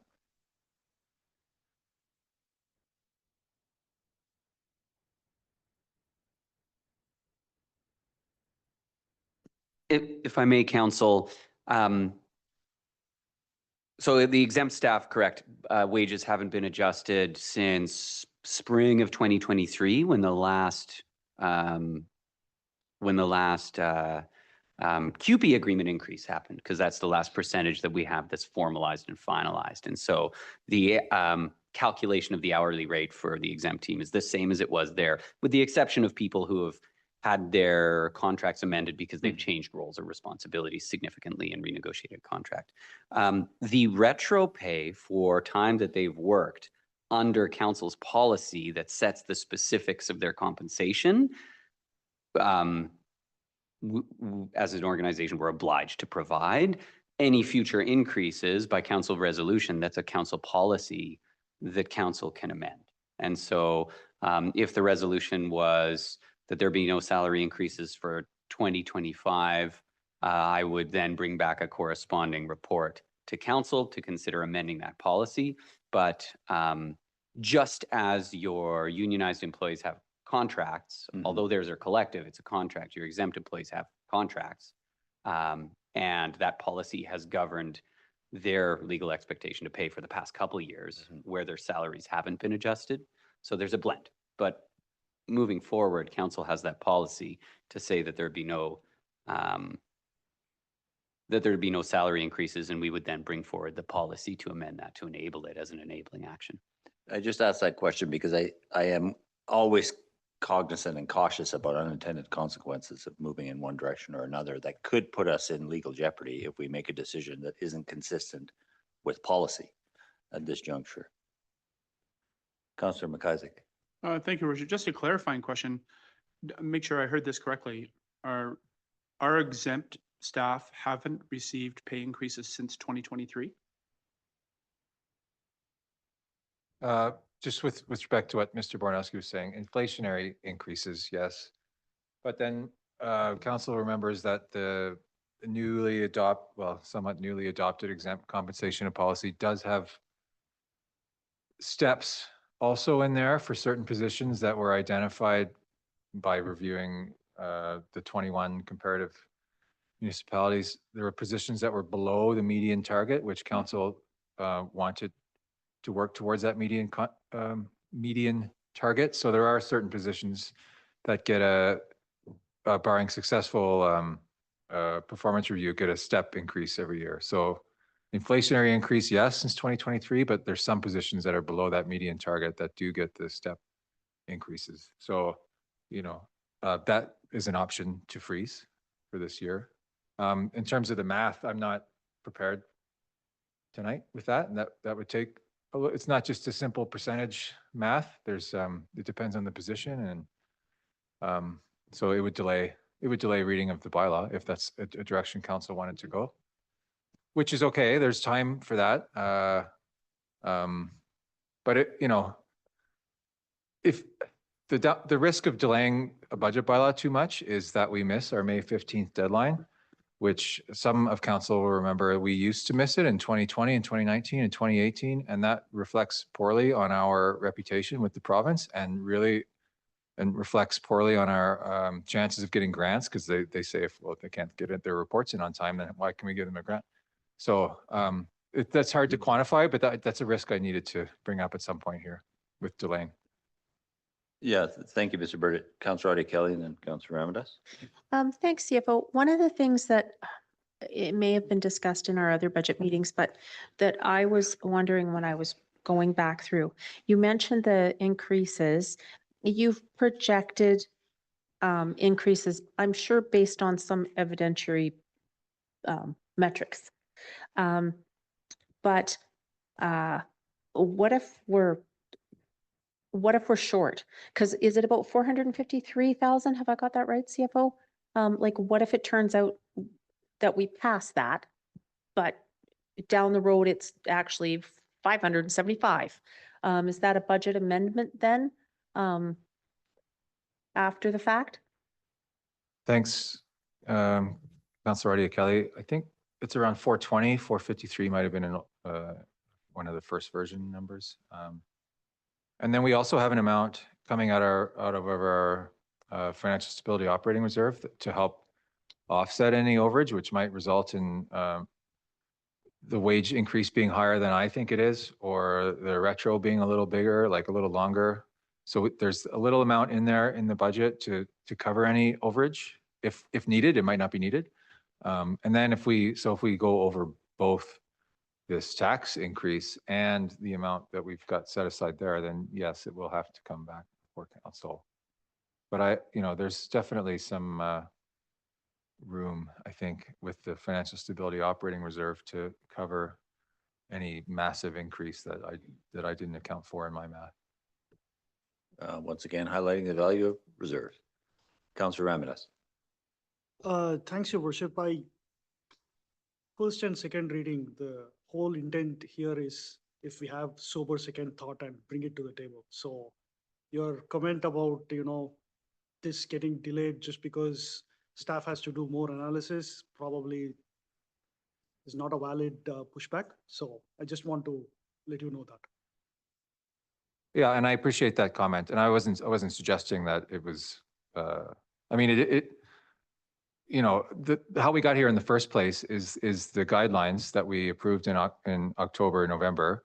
And then we have these policies that help me do the math. And so that's how we arrived here. And I'm not saying that we can't redo this math, but I'm just laying out the risk of being late with our budget bylaw. That's all. Thank you. Other comments? With that, I will call the vote. Are we? Sorry, Okay. his recommendation. Okay. Consent. All those in favor? Councillor Ramirez, Councillor Audia Kelly, and Councillor Shoesmith. All those opposed? Myself, Councillor McIsaac, Councillor Hamilton, and Councillor Nixon. Back to you, Councillor Ramirez. Thanks, Your Worship. Thanks, Your Worship. So I'm at number 7 now. This is around training and travel budget. I think from the previous meetings, I believe the number was somewhere around $150,000. That was non-statutory, non-safety, non-compliance related training number. And this particular resolution is going after that expense. And I'll read it out. Whereas training and travel budget were presented to the council at previous budget meetings, be it resolved that there be a cancellation of all discretionary travel and training programs that do not affect regulatory compliance and statutory requirements of the city of Fernie. This includes travel and training for non-union staff and elected officials. Any required travels of elected officials to liaison with higher forms of government be strictly restricted to just the mayor and one other elected or non-elected official at the mayor's discretion. Moved by Councillor Ramirez, seconder, Councillor Audia Kelly. Discussion. Councillor Audia Kelly. Thanks, Your Worship. This is one of the things that for me was a sticking point previously. I can't remember, and I really apologize for that. What like the required compliance type of thing, separate from discretionary amounts were. But it's been my experience as an employee of the BC Public Service that one of the very first things to go in times of fiscal restraint is your travel budget, and your training budget is strictly reduced to things like firefighters that's life necessary, the water and sewer folks that have to have specific tickets. So for me, this is a place where we could potentially, like if it is $150,000, I'm just going to use that figure, and I'm not sure that that's accurate, and I apologize, but that's over 1%. That is that extra 1% to reserves. There was a phrase used, and I apologize because I can't remember who said it, but talking about training entitlements. And I wanted to dig a little bit at that. Is that because they're in that person's contract for their employment, or because they're in a personal development plan? Like, what did entitled mean there? Thank you.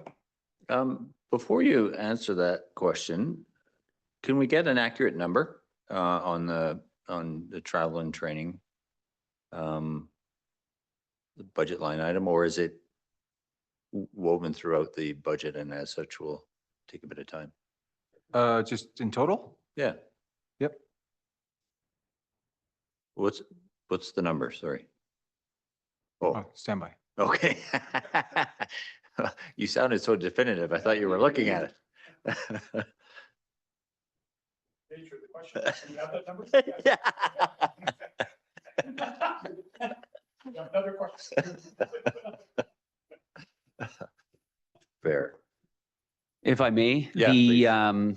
the quote unquote entitlements are a mixture of people who are contractually entitled for the city of Fernie to fund the maintenance of their professional qualifications or certifications required to do their jobs, and where there are commitments or policy and including professional development plans that have been approved that include someone completing, say, a course in a year as part of their multi-year professional development plan, working towards a credential or working towards a certification. Thank you. That answer your question, Councillor Audie Kelly? Thanks, your worship. So further to that, I just want to make sure that I've understood Councillor Ramadas. You're suggesting that if it's required to do their job, to continue to do their job, that it be allowed to proceed, but any discretionary, which I would categorize as personal development, would be discretionary. It is for me in my world, maybe I'm wrong about the municipal world, be curtailed, including elected officials. Like example, Mayor Milligan would attend, let's say, UBCM with possibly just the CAO or Councillor McIsaac. Thanks, Your Worship. That is exactly what I was suggesting, Councillor, and maybe you should have written this instead of me. You said it better than I wrote here. So yeah, that's exactly what I was referring to. Yeah, Councillor Audie Kelly, can I ask you to make a distinction between professional development and personal development? You've characterized it as personal development, but I expect training in the workplace is predominantly professional development. Sorry, Your Worship, I think unless I misunderstood CAO, like my interpretation of what he said was, and I'm going to pick something maybe wrong, but let's say Director Heisler has to have a ticket to perform a function. Whereas me, as an employee, I would like to advance my training in project management, but it's not critical to me doing my job. I don't have to train I see. in project management to do my job. It's just something that would enhance my skills, but could be deferred. Whereas Director Heisler must have this ticket. I appreciate that clarification. Thank you. Councillor Ramadas. I'm not suggesting that CFO give up his CPA designation here. Like that's the kind of thing I'm talking about. yeah. If he has to pay dues to the professional body for CPA, absolutely. I'm talking about the ones that Councillor mentioned. Yeah. Understood, yeah. Mr. Burdett. Total is, total, which includes everything Councillor Audie Kelly said, safety, fire department, water, sewer, includes the council conferences, is 278.4 thousand.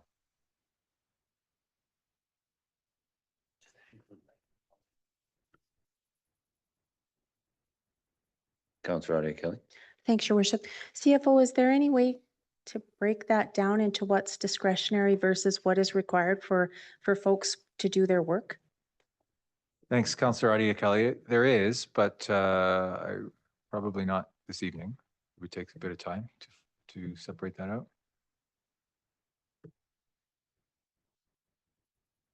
And the reason is that a lot of it is driven by our, newly adopted, is it newly adopted? The training and expense policy that we have. So I think we showed this to council at one of the recent meetings, but, depending on your position, you get a certain amount every year. And then add on some training we have for basic safety related things, add on the 3 conferences that I have in there for council.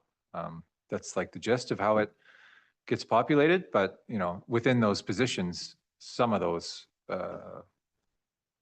policy defined limits would be used on training necessary to do your job. So we'd have to revisit each department and split out what is absolutely mandatory and what's not. Thank you. Further discussion, Councillor Ramadas. I think this is worth digging into, Your Worship. I know it'll take some time. I know we have a deadline, but it is, again, I think the right thing to do to dig deeper into this. Counselor Shoesmith? Thanks, Mayor Milligan. Yeah, in private sector, in my experience as a contractor, I'll routinely travel for certifications. Sometimes I have to, my fall arrest, or I have to take some time and do a mine supervisor course or something. Those are core to my job. But, in a good year, I might go to Vegas and get a concrete construction management degree. Okay, it's amazing. Nobody's ever asked for any of those, but it does fall under that header, and those are nice write-offs. But I think that in the private sector, those are things that I only ever do when there's a good year and I have the time. Given that we're raising the taxes and that undoubtedly some amount of our travel expenses fall into the latter rather than the former category, i.e. certifications that are nice to have but not necessary. I think parsing that and separating out the basket of nice to haves that in a good year, which we would totally support, from the, yeah, you need this for your job tomorrow kind of things. I think that's worth our time. Counselor Hamilton? My question is a little bit perhaps esoteric and maybe a little bit tongue in cheek, but are we in a recession that I'm not aware of? I've heard multiple comments about good years, bad years, but to my knowledge, this is the same as the last 3 years, last 4 years. Maybe I've been living under a rock, but not aware of any major economic issues apart from the tariffs that we haven't felt the impact of yet. Counselor McIsaac? I was going to ask a similar question. What's a good year? My concern here is that there's a bunch of stuff that in the private sector, when you're having a good year and a bad year. It's much more difficult to understand in the public sector when you're having a good year and a bad year, because we don't work on the basis of profit. We work on the basis of accomplishing things for our community. We work on quality of life, right? The primary function of this body right here is to make decisions to maintain and improve the quality of life of everyone that lives here. It is extremely difficult to quantify that with dollars, despite the effort that we are putting in here over the last 11 meetings. But that's essentially what we're doing.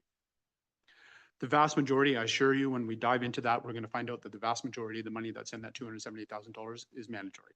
Some of it's going to be, do 5 people have to go to UPCM? Would 3 people be as effective? Not splitting up, not covering as many goods? Maybe. What I can tell you is that in the previous term, under great restrictions, by going to conferences, we brought in something in the neighborhood of $14 million or $15 million. That's paid for conferences from now until the year 2100. That money that otherwise would have come out of the taxpayer pocket. And that was done by going to this place, and that includes our CAO and the people that are sitting at this table then, forming relationships, finding out, meeting staff, learning what the possibilities were and so on, and pursuing them, and our staff going after them doggedly to get that money. And that money made our community safer by reinforcing dikes and all kinds of other things that otherwise we would all be paying for. It isn't myopic to the greatest degree to start restricting our ability to go out and develop relationships and great partnerships and create opportunities for our community. It's not that much money considering the potential upside. If someone would like to offer a good year, bad year scenario here that we can easily lay out and go, okay, when this year comes, it's the same thing with the restrictions on salary. This year, yes. I mean, let's say we did a salary freeze this year. With 3.5% inflation, that's actually a wage cut. That's actually reducing people's amount of money that they have to spend, which is, I'm sure, not something that we want to foist on our staff here who, yes, as you pointed out very accurately, Your Worship, we have a great bench. It is thin. There is no second line, to use another hockey metaphor, which I use reluctantly. But yeah, I understand where the mindset comes from.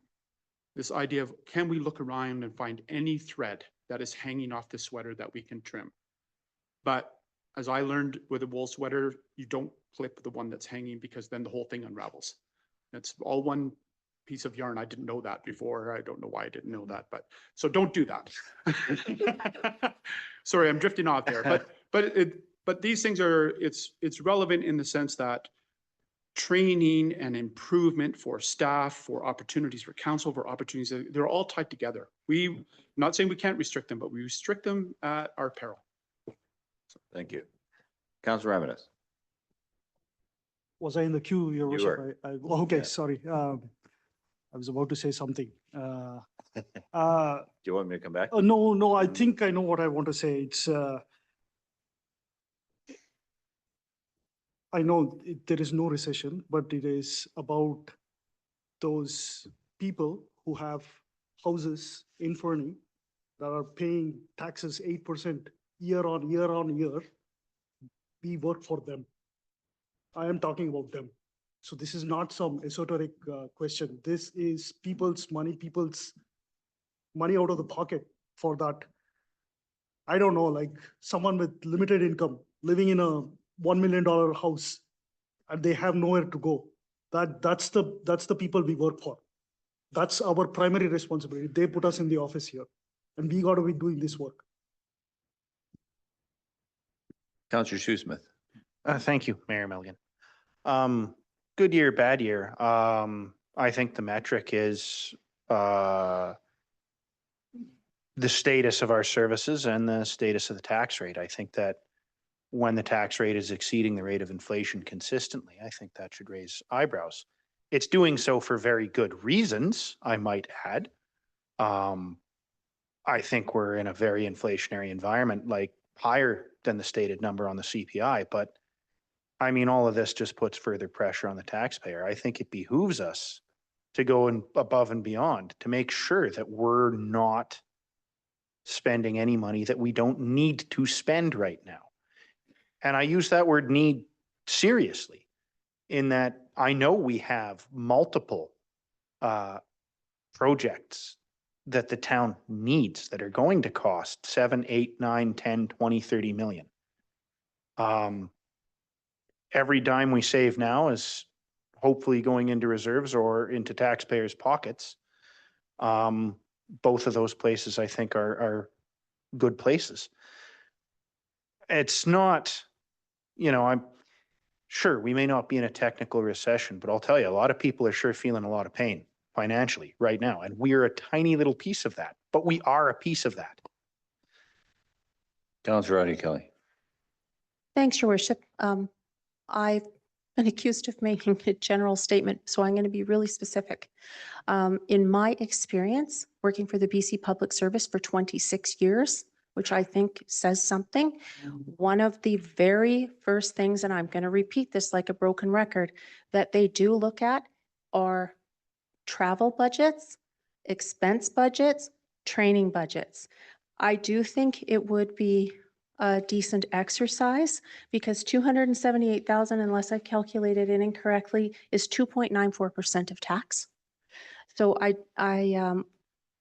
I'm just going to make that statement because that was one thing that was raised and it's really been bothering me because I know that if there's something discretionary that we can look at tightening our belts on, because we are asking people for more and maybe there's somewhere that we can give too. The other thing that I wanted to ask, because CFO made a point and I think it's important to look at, if we were to do this work and to put off, is there anything stopping us from having 3 readings of the budget, or do we have to have separate readings at separate meetings?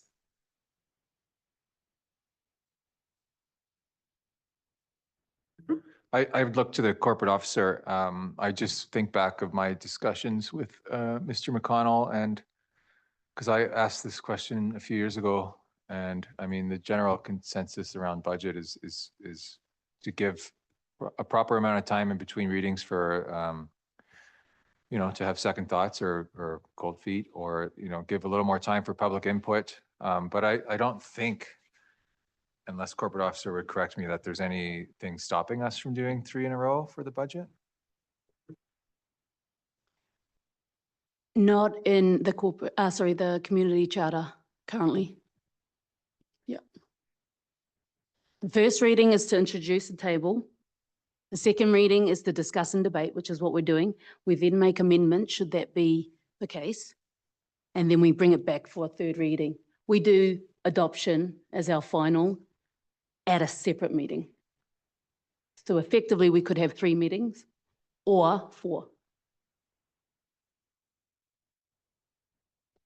Thank you. Does that Corporate answer your Officer. question?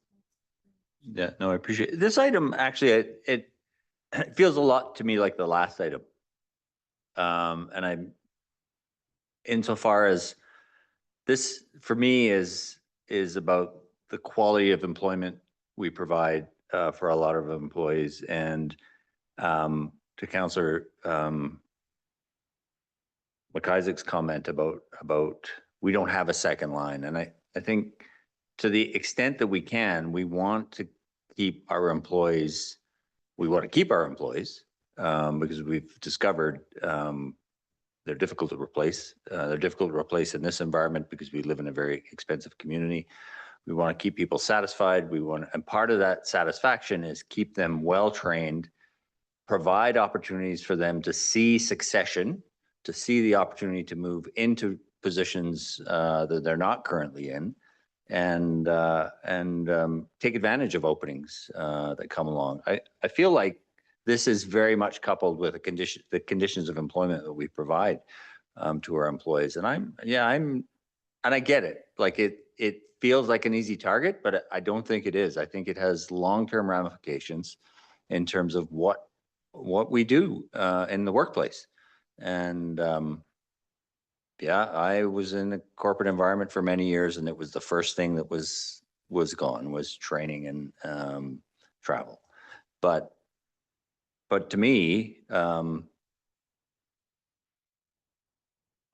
want to maintain the best quality workplace that we can for our employees so that we retain our employees. It's always a struggle. And if we create a reputation for ourselves where we're not training and not developing people, then it's going to make it even harder. And I don't want to be party to that, quite frankly. Councillor Hamilton. Thank you. The other thing to add to your comments around being an employer of choice, my personal philosophy and what I've experienced in my corporate and professional career, attending conferences, variety of industries, is if I go to a conference and I can bring back one usable nugget of information, the value that brings back to my businesses or my employers can be huge. If we send an employee to, I don't know, some project management course, because the example was brought up before, and they come back with a way of, potentially saving us millions of dollars on some of these major projects that we have, I don't know, it's spending $1,500, $10,000 to send them. I think that's a good value. Thank you. Other comments? Councillor Nixon. Thank you, Worship. Professional development makes our community better. Persistent advocacy and relationship building from our elected officials for our community is just too important to restrict. I understand, the FCM issue. We're not all going to jump on the FCM bandwagon and fly out to Ottawa or Halifax or wherever it's going to be held. I wouldn't be in favor of that. I think that one elected official going to that with a staff member that's great. UBCM, there's just too many ministers that are hanging around there that we can individually talk to. It's just missed opportunity. I see this handcuffs our community as well. Thank you. Other comments? With that, I will call the question. I think everybody understands the motion. All those in favor? Councillor Ramanus, Councillor Shoesmith, Councillor Artie Kelly. All those opposed? Myself, Councillor McIsaac, Councillor Hamilton, and Councillor Nixon. Councillor Ramanus. Thanks, Your Worship. The last one is probably going to be easy, I think, but I don't count on anything. This is a night where, we've got the perfect financial plan, nothing to look, no opportunity for optimization. This is it. Anyway, the eighth motion I have is be it resolved that 2025 citizen satisfaction survey be postponed to year 2027 when the new council is inaugurated. And the reason I'm saying this is we've got several citizen surveys done. 2023 was one of the best citizen surveys that we've ever had. Comparing it to the survey that we had out of the budget session, there wasn't much of a difference. There is, like you said in your previous comment in previous meetings, there is an actual election in 2026, which will be the voice of the people anyway. That's a So- good community survey. So that is the ultimate survey anyway. Like the people will decide whatever we spoke here, whatever decisions we made here will be some of our own platforms in 2026 elections. So what I'm saying is this is just duplication. I think we are better off deferring this $20,000 expenses to a later year when a new council is inaugurated. Councilor McCausey. I'm going to second it, but I'd like to amend it. What's the, Oh, geez. Can't believe I forgot that with all my many years of experience. I'd like to second that, but with an amendment. I actually take Councilor Ramadas's point here, but I also take the point too about 2026 being the ultimate civic community citizen survey. So I actually think this should be delayed till 2028 until midterm. I think if the new council comes in and then gets a report 2 years in from how the community's feeling, I think that would be completely valid. But I also think we should limit our community surveys to statistically relevant ones. This latest one, which is an anonymous sample set, which for all we know, half of it was filled out by the same person repeatedly, or from people not even in Fernie or whatever. There's no, that it's hard to take too much information out of it too seriously without really good knowledge about it. But the one that we did with mail outs and all that stuff with rigor, that was very valuable. And I think there would be very good value in conducting one of those mid-term as a check for the council at the time, but also something to help them calibrate for the following 2 years. And then at that point, again, there's an election and there's everybody gets the opportunity to fill out the survey point. So I like the direction this is going, but that's what I would propose. Councilor Ramadas, would you accept that as a friendly amendment? Even better. Thank you. Okay. Other comments? Councilor Adi Kelly.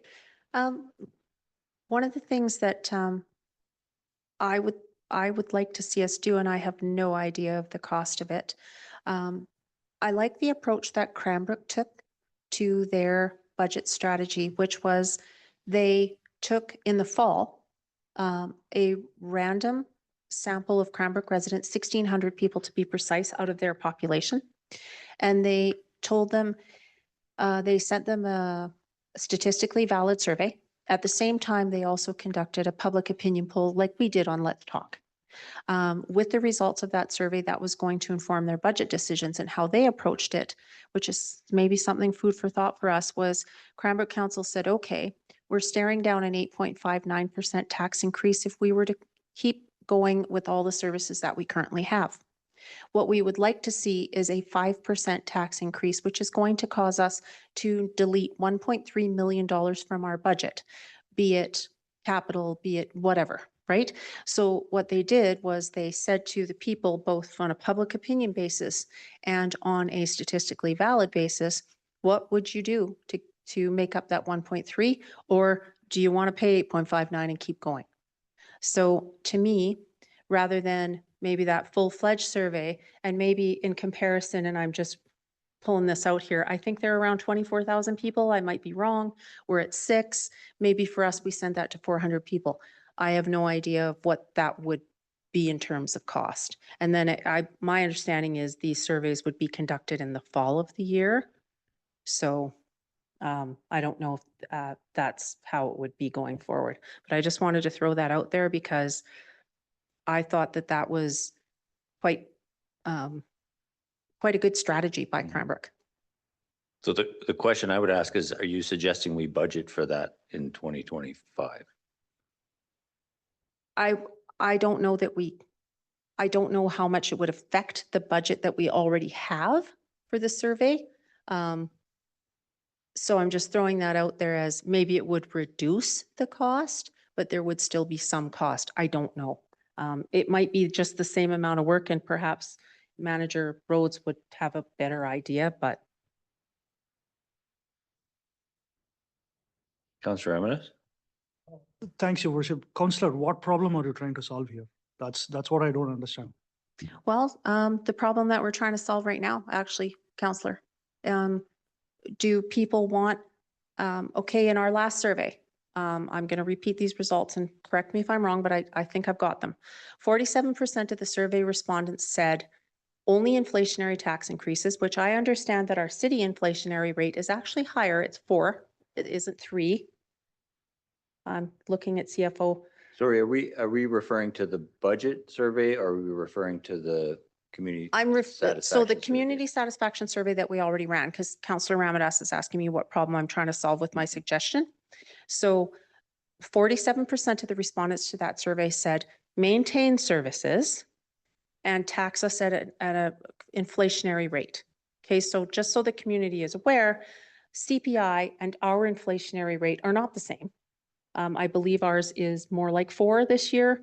In previous years, it's been higher, and current CPI, I believe, is just under 3, like 2.98. I'm asking for Mr. validation. Burdett? You just mean the increase in our operating expenses? Yes, like Yeah. it's higher than CPI, right? Yeah, CFO? this year is 4. 2 years ago, it was 14 for reference.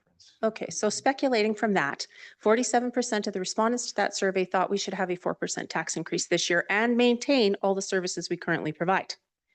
22% of the respondents to that survey said, tax us more, but provide us with more services. Okay, so they didn't say tax us more and provide us with the same level of services that we currently have.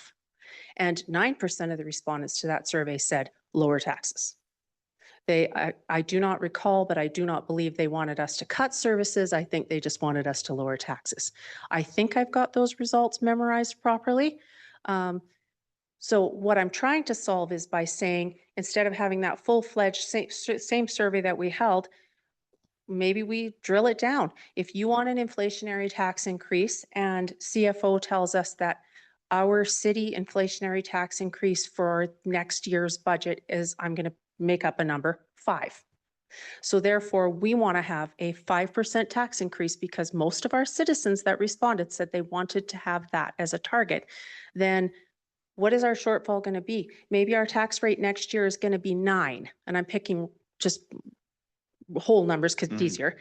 So what do we have to do to get 5? And how would you like to see that done? Because it has been pointed out by a citizen who spoke earlier tonight and by others that there's also risks involved in that, right? So what does the community think of that and how do they want us to focus? Councillor Ramirez and then Councillor Hamilton. Thanks, Your Worship. You already know the answers. You just said 47 plus 6, 56% that don't want tax increase or tax increase is only up to inflation. So we already have the data. The question is, did we follow up on the thing that the citizens were saying? And the answer is no. So nothing has changed, despite the input we got from the citizens. Isn't that a bigger question to ask here rather than, having another budget survey? Councillor Hamilton? 2 comments, not questions. A, yes, the math is 56. Don't want any budget increase, but the other half of that math is 69% due.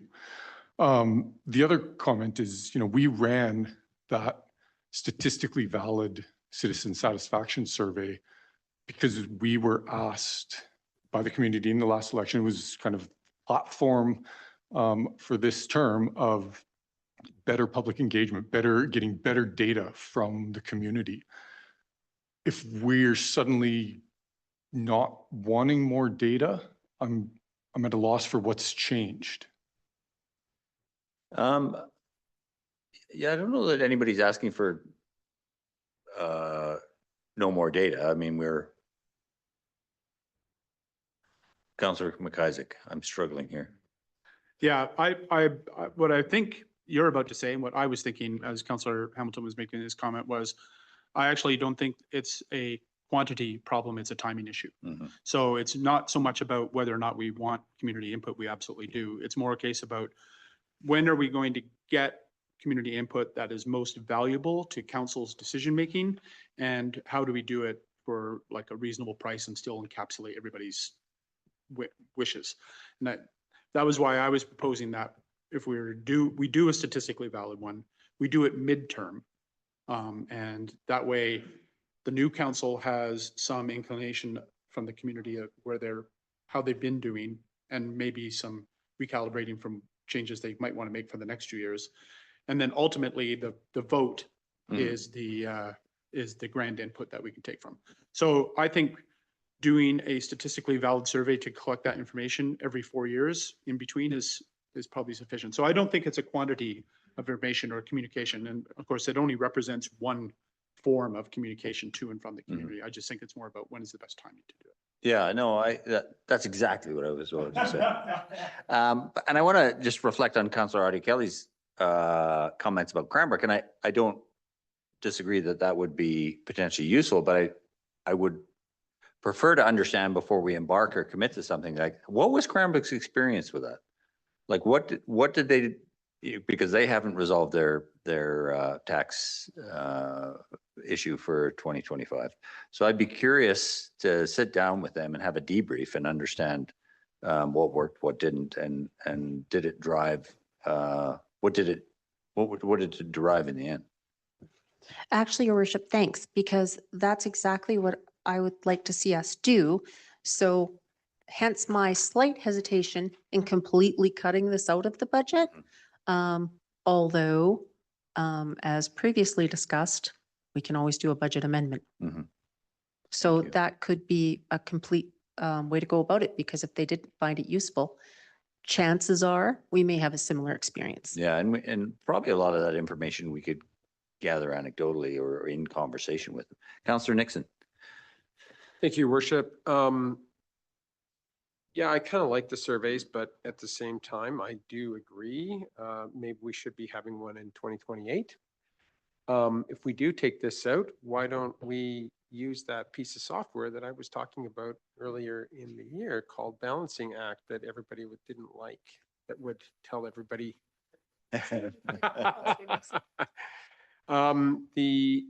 The cost of that is only about $7,000 if that's right. But it might have changed, and it is an American company.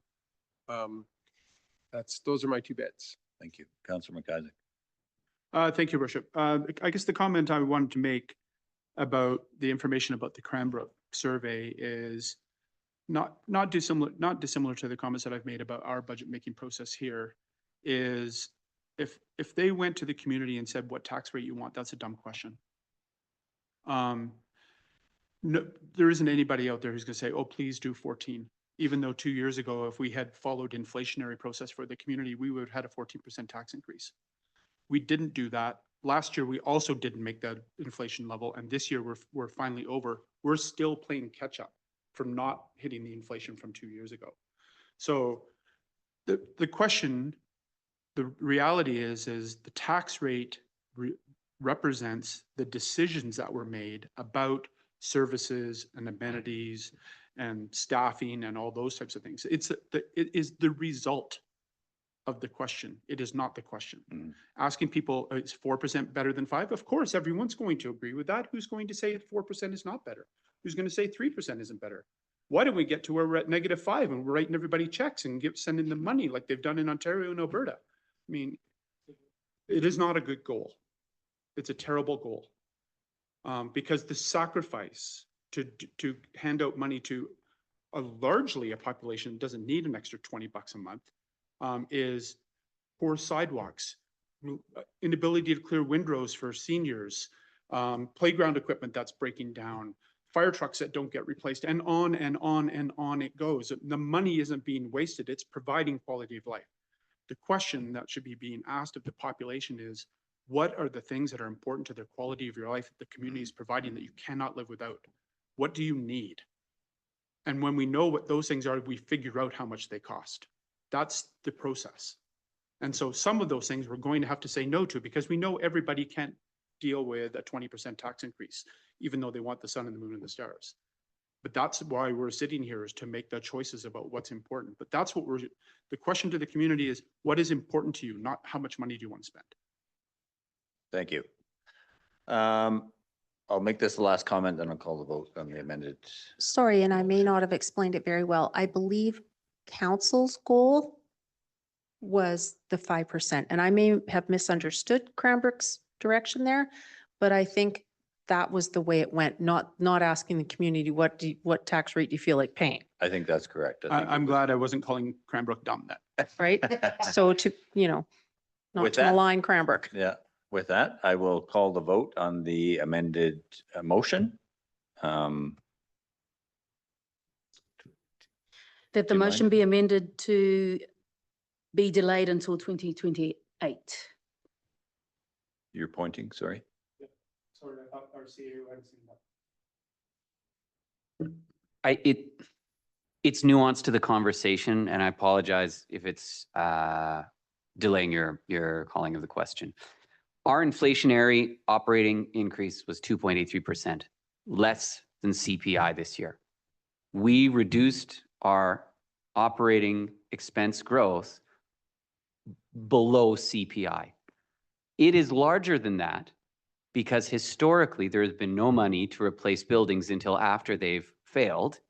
And we had to take money and pay to finish the operations building and reduce far below our recommended contributions of reserves, which already anticipate a 25% longer than technically recommended lifespan for all of our assets.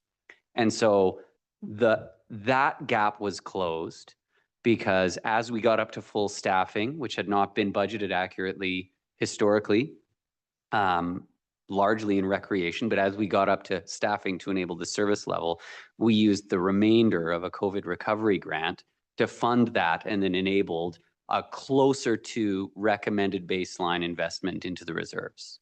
And so I just there is a lot of talk about the specific numbers and percentages, and I just want to recall council because factually the increase to our operating budget is below CPI. And I think that is probably an important consideration because that strips out some of the frankly painful and ridiculous inflationary costs we've paid on supplies and materials and contracts for capital projects, which have been in the 20-30% year-over-year increase and are terrifying. But it is a distinction. And so for council to keep in mind, and apologies if I'm overstepping while you were about to call the question there. No. It was pertinent. So I will call the question. All those in favor? That's unanimous. Thank you. Is that it, Councillor Ramadas? Is that the last one? I had some more, but I just ran out of time to write them. I Okay. just don't have time in my life. Thank you.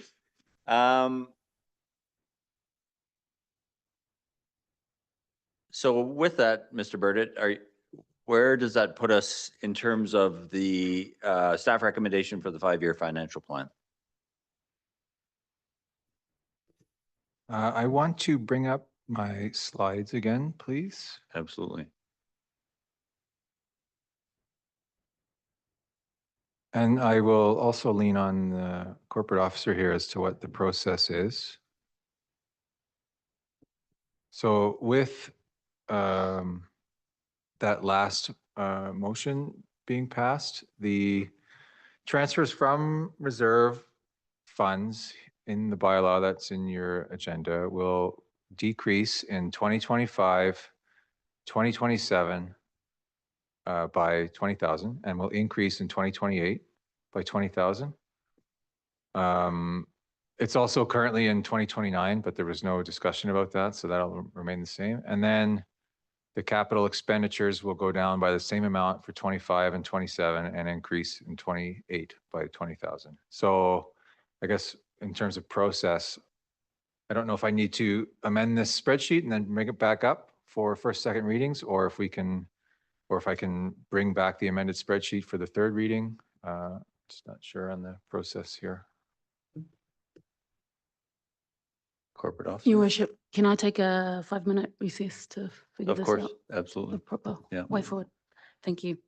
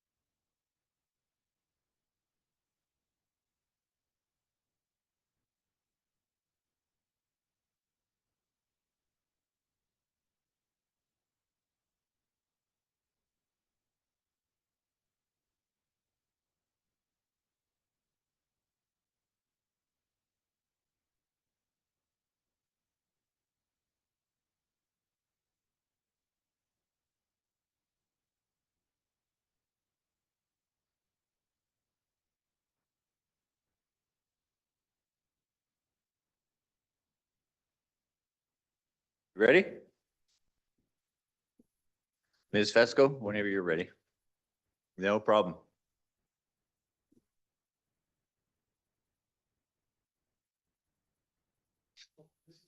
Oh, Counselor Nixon. We won't need him for this vote anyways.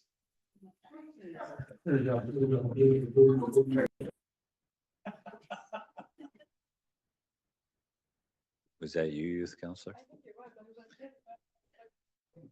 Oh, that's $5. We definitely need a jar. We do. We definitely need a jar. Thank you, Ms. Fesco. Welcome back, everybody. So I will turn to our corporate officer. And I will turn to our Director of Finance.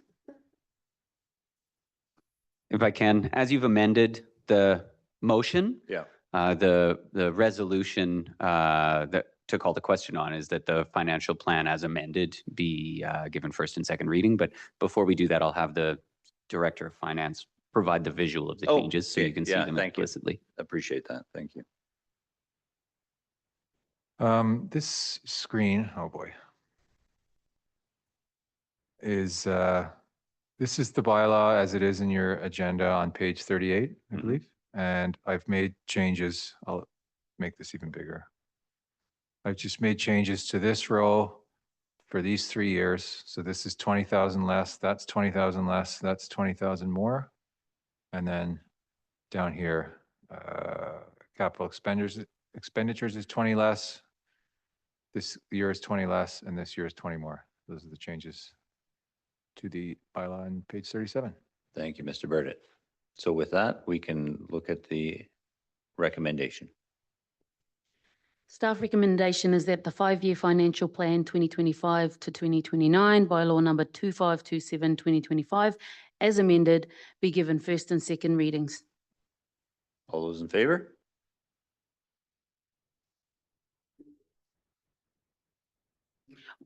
Oh, did we, no, we didn't move it. No. I apologize. It's moved by Councillor McIsaac, seconded by Councillor Hamilton.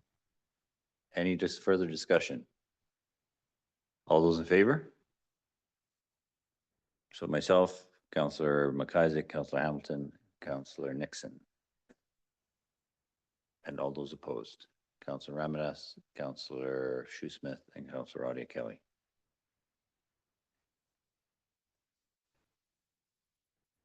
And with that, we'll move right into, I'd like to open the floor for public participation on the financial plan.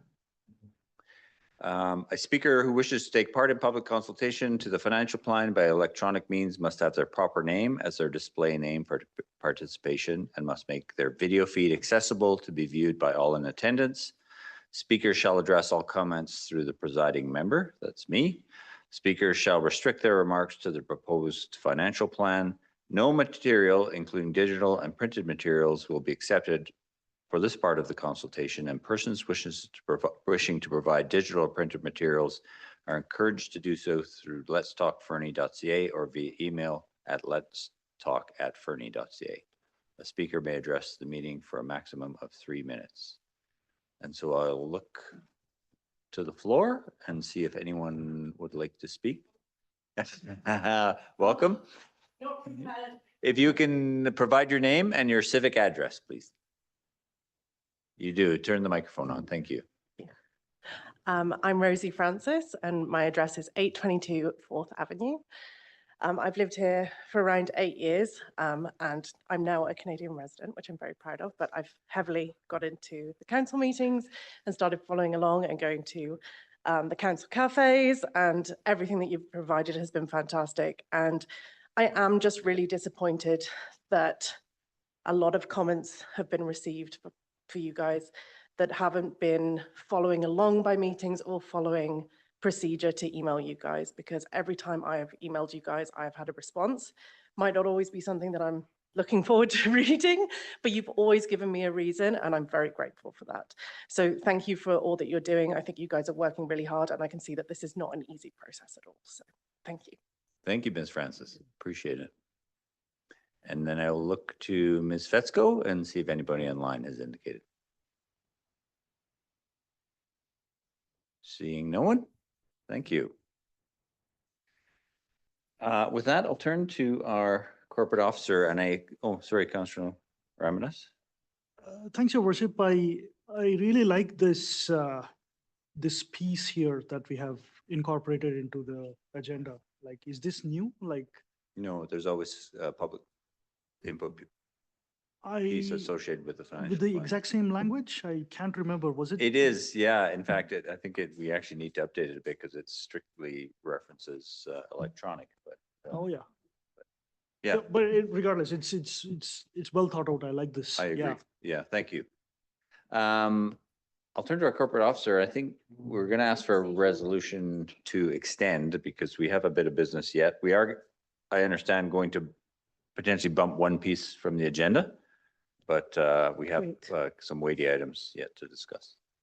Your worship, if I may, the resolution from staff is that item 11.3 be postponed until the next regular meeting and that council move to extend the meeting beyond 10 PM. Moved by Councillor Hamilton, seconded by Councillor McIsaac. 11 point.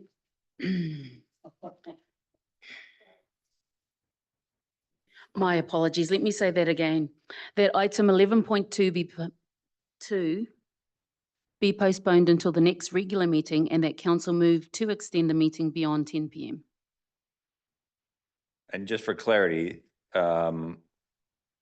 we're bumping 11.2, the Canada Day discussion. Well, my agenda doesn't agree with the agenda you're looking at. 11.3 is the Municipal Consulting Engineering Services Report by my agenda.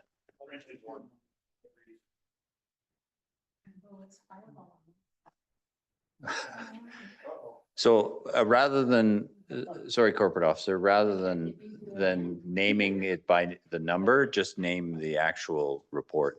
Definitely, Your Worship. I just want to confirm with staff that it is the municipal consulting engineer. Okay, perfect. So I will read that out again. Thank you. That the item municipal consulting engineering services be postponed until the next regular meeting and that council move to extend the meeting beyond 10 PM. Moved by Councillor Hamilton, seconded by Councillor Ramadas. Any discussion? All those in favor? That is unanimous. Thank you. That's okay. So now I'm afraid to read out numbers on this agenda. We'll now move on to the Canada Day Partnership Agreement presentation. Presentation from our Manager of Parks and Recreation. Good evening, Ms. Hill. Mayor Milligan, if I may. Yeah, please. I have to recuse myself from this as well as I'm still a board member of one of the charities involved. Thank you, Councillor Shoesmith.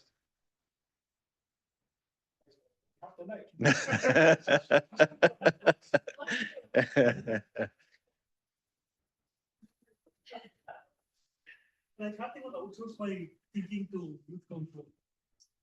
Can I ask you to make all the decisions?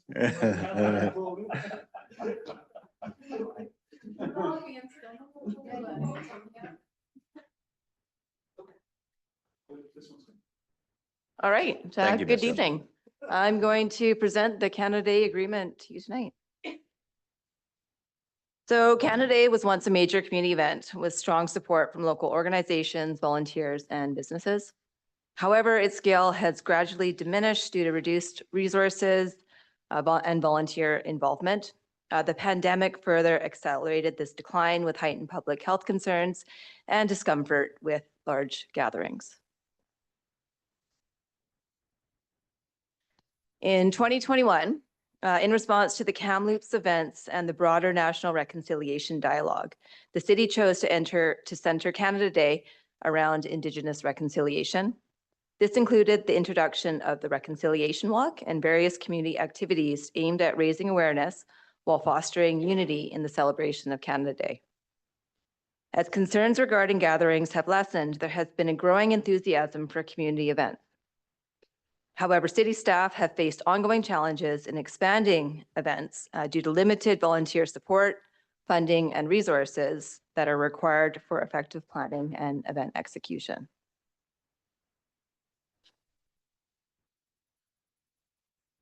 In late 2024, the city was approached by the Rotary Club of Fernie and several local service clubs with a proposal to restore Canada Day as a major community event. The clubs involved in this initiative included the Rotary Club, the Elks Lodge, Fernie Lions, the 3300 Club, and the Royal Canadian Legion. Additionally, the Yakitak Nucleate First Nation and the city have agreed to incorporate the Reconciliation Walk with Truth and Reconciliation Day, thereby expanding the event's impact and reach.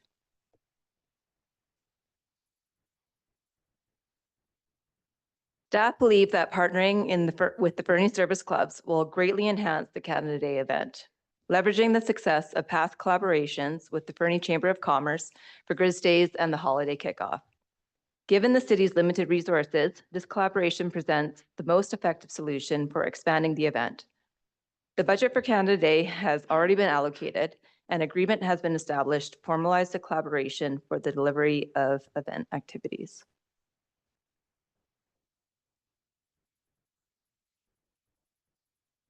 The Canada Day event directly supports council. Sorry, Manager Hill. Oh. Councillor Ramirez? Thanks, Your Worship. Maybe I'm jumping the gun here a little bit. Will we have fireworks back? Not in July. Oh, come on. That would be a risk for forest fires. So the Canada Day event directly supports council's strategic plan by contributing to the delivery of quality services and enhancing community livability.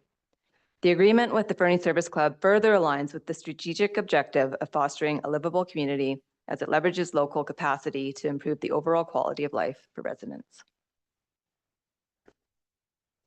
Staff recommend that council approve the proposed agreement as outlined in the attached report for the provision of municipal services in hosting the 2025 Canada Day event activities. This agreement will help ensure the successful delivery of the event. Thank you, Manager Hill. Any questions? Questions? Councillor Adi Kelly. I would just like to move that we go forward with the agreement. And I would also like to say formally, thank you very much to all of the folks who have stepped up. I think it's fabulous. Councillor McIsaac? Seconded and seconded. Councillor Hamilton? Thank you. I did have one question about the $7,000 figure in there. Is that the total city allocated budget to it, or will there be staff time as well on top of that? Like, is that just a cash contribution, or is that our entire budget? So we had $15,000 for Canada Day, and the reconciliation walk is $8,000, which will be moved to Truth and Reconciliation Day, which leaves us $7,000 in the budget to put towards the event. Councillor Ramirez? Thanks, Your Worship. Are we calling it Canada Day? I believe they want to call it Canada Day. Yeah. Cool. Thank Yeah. you. Other questions, comments? Councillor Adi Kelly and then Councillor Nixon. If there's cupcakes, I'll be happy to give them out for the third year in a row. That was very fun. And any other volunteer efforts, whoever is liaising, is it yourself, manager, that's liaising with the group? Yes. I'd be happy to come out and volunteer. Thank Councillor you. Nixon?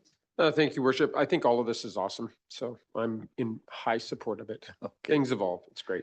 Thank you. Councillor Ramirez? This is the time where we need a dose of patriotism here, Your Worship. This is just timely. Yeah, I don't disagree. With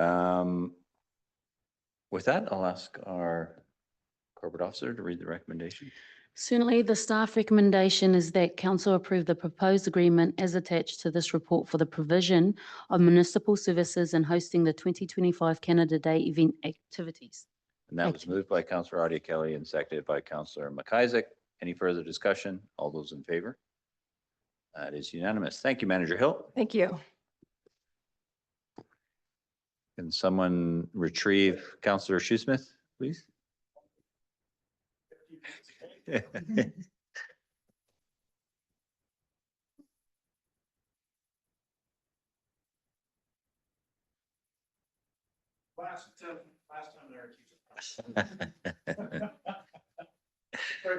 Last time so far. This moves us along to the item Fire Hall Progressive Design Build Services, a report from our Manager of Engineering, Ms. Weir. Welcome.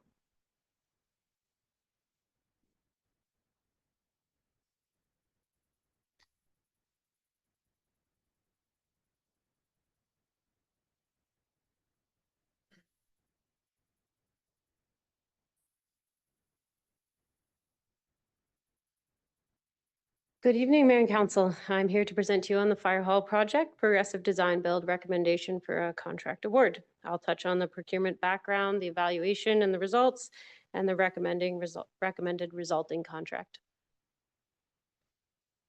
As discussed at the regular meeting of Council in November 2024, the Progressive Design Build delivery methodology provides several advantages that align well with the city's Fire Hall project, including a qualifications-based approach to proponent selection, a favorable timeline, early contractor involvement that can help shape the city's requirements, and a phased approach that can align with our funding strategy. To commence procurement, staff issued an advanced procurement notice on December 2nd, 2024, notifying the supplier community of our intent to issue an RFP and allowing firms time to develop their partnerships in advance of our procurement window. We then issued a request for proposals for Progressive Design Build services advertised publicly from January 6th to February 6th. As advertised in the RFP, the scope of work that would result from this contract generally includes the following. The design builder will complete their due diligence, reviewing the existing baseline project documentation and site conditions and further defining any information requirements. The design builder will develop a schematic design with the architectural, structural, mechanical, and electrical and civil components of all of the exterior and interior. The design builder will prepare the project brief detailing the building systems and descriptions of the size and character of the entire project. They will undertake a target value development exercise, Class C cost estimating, and implementation of cost reduction strategies. And then they will, in consultation with the city, move to an approximately 70% design and further refine their class estimate to a cost B. And they will present their owner's statement of requirements, which proposes all costs, schedules, and assumptions around the risks to the city with the contract, and they will negotiate a lump sum to deliver the remainder of the project. The owner's statements of requirements is a key outcome, as it is the mechanism that the city uses to hold the contractor accountable to deliver a facility that performs to our desired specifications. At the closing of our RFP, the city received 10 submissions from design build partnerships. The evaluation committee conducted an in-depth evaluation of the proposals and provided rankings and comments with respect to the following categories and weighting criteria that are listed on table 1 in the slide. Each submission was from a grouping of firms that had agreed to partner and typically included one builder whose name the proposal appears under and approximately 4 to 6 supporting firms with individuals listed and qualified and prepared to provide the following services that included architecture, mechanical engineering, civil engineering, structural, and electrical engineering. The results in Table 2 summarize the proponents with their rankings on the left and their proposed prices on the right. Some of the key factors that the evaluation committee analyzed were the specific expertise of the proposed project managers and design and architecture teams, and the builders teams. The proponents identified and provided resumes for all individuals who would fulfill the key project roles. The firms and team members experienced delivering projects with this collaborative delivery methodology, working for public sector clients, and their expertise in developing owner's statements of requirements specific to fire halls. We looked for a demonstrated working relationship between the designer and builder teams and their detailed understanding of the project and our regional building and design constraints. And then finally, we looked at their ability to manage and execute complex construction budgets on time. So the evaluation committee recommends award of this contract to Chandos Construction. Their team also includes the following firms. Sahuri and Associates is the architect. Ray McLean and Associates are the mechanical and electrical sub.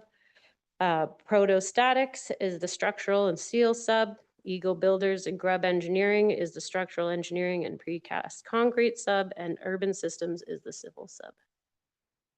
Chandos's proposal had the following key primary strengths.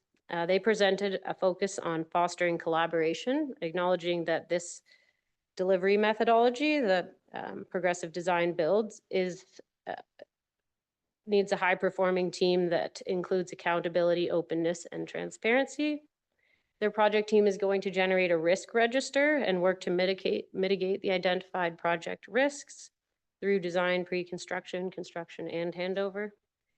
They have a strong understanding of the target value development, where they gather benchmarking data, make it available to us, and test our early assumptions across all the disciplines to help us validate our business case and the allowable costs while developing a robust understanding of our basis for the design and construction. And that allows the estimators and trades to work in lockstep with the designers, driving innovation and minimizing latency. They presented a detailed Sorry, Councilor Ramirez? Thanks, Your Worship. Maybe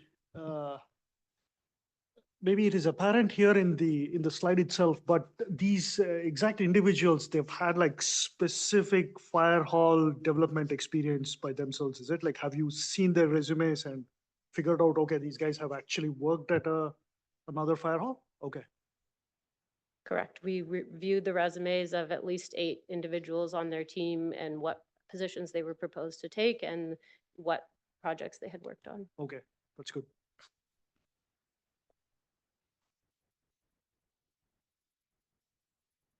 Oh, sorry, Councilor Audie Kelly? Thanks, Your Worship. Engineer, the Shandos team built Creston, did they not? Correct. Do you know if they used the same group of folks? Like the subs, sorry. Oh, I should use like actual construction words. No, I don't believe they did, but not this exact team. I'd have to check Creston wasn't one of the highlighted examples of this team. Of this particular team? No. Certainly, Creston is a very nice fire hall. Like the product that if they were the overall contractor, it is a beautiful hall. We'll have to get back to you on the examples of the fire halls. I do have 3 listed that they highlighted as their project firm experience, but I'd have to pull up the proposal to see the details. Yeah, no Councillor- worries. I don't want to put you to extra work. Councilor Ramirez? Thanks, Your Worship. The reason why I was going with this question is, Sorry, can we, Mr. Bornowski? My apologies. Chandos, in a different delivery methodology, construction management at risk, but with Eagle supplying the precast concrete as well. So companies, but not, I can't confirm the actual individuals. I think Sorry. the architect was different. Yeah. JDA. Okay. Councilor Ramirez? thank you, Your Worship. The reason why I was asking this question is maybe a little off topic here, but there was actually a book around mega projects. Like this author has actually looked at, $1 billion plus capital projects across the world. And he's actually looked at, what are the key success factors for any of these massive projects to come under budget and in schedule. And turns out the expertise of this core team is one of the biggest factor for getting that. In fact, he actually suggests that if possible, just copy and paste the same people from another project to your project, and your likelihood of hitting your targets goes up. Like I can't remember the exact number, but there is a quantitative reason why you should be, using the same people. Yeah, nothing predicts future performance so much as past performance. And just to be clear, we're not characterizing this as a mega project. It is big for us. Yeah, fair enough. Councilor Audie Kelly? Thanks, Your Worship. Was that How Big Things Get Done? Awesome book. Fantastic book. It's not a book club. Thank you. Just to further highlight, we did prioritize that in this qualifications-based selection. You'll see on the evaluation criteria, the key team members, their specific experience of those 8 people was worth 30% of the evaluation, which was quite a lot, as compared to, for example, the fees was weighted at 15%. Thank you. So Shandos has successfully completed numerous projects across the East Kootenays, demonstrating their ability to navigate our regional challenges and deliver high quality work.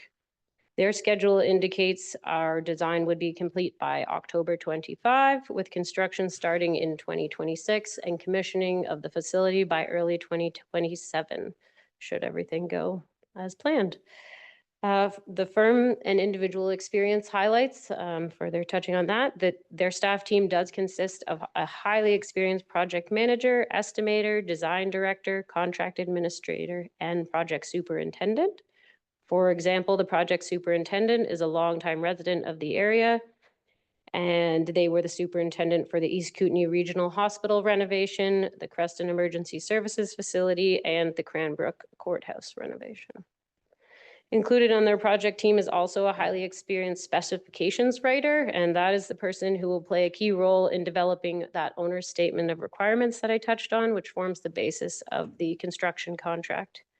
And many of their team members have collaborated on multiple projects, ensuring that there'll be seamless coordination and efficiency between the Chandos and Sahuri.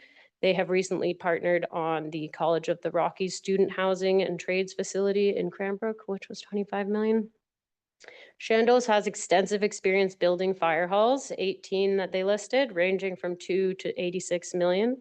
They highlighted in greater detail the Lloydminster Fire Station in Saskatchewan, the Red Deer, and the two stations that they built for Red Deer, Alberta, as comparable projects with a collaborative delivery methodology.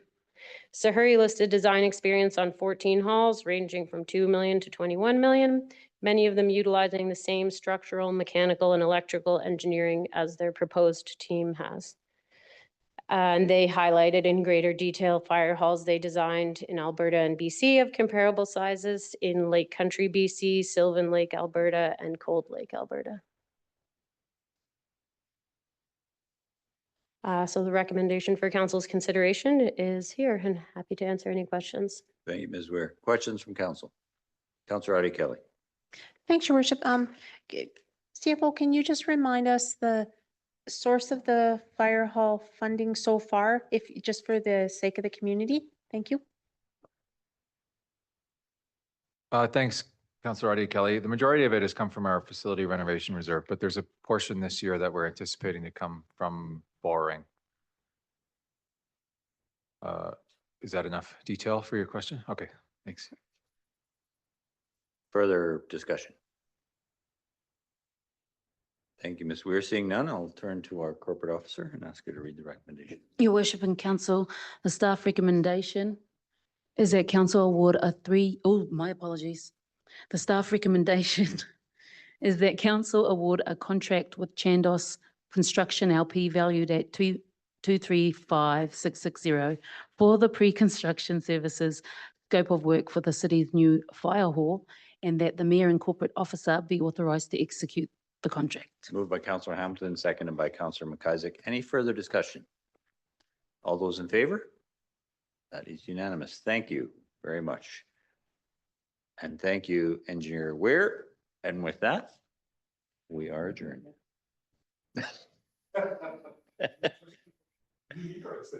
We didn't. Whew.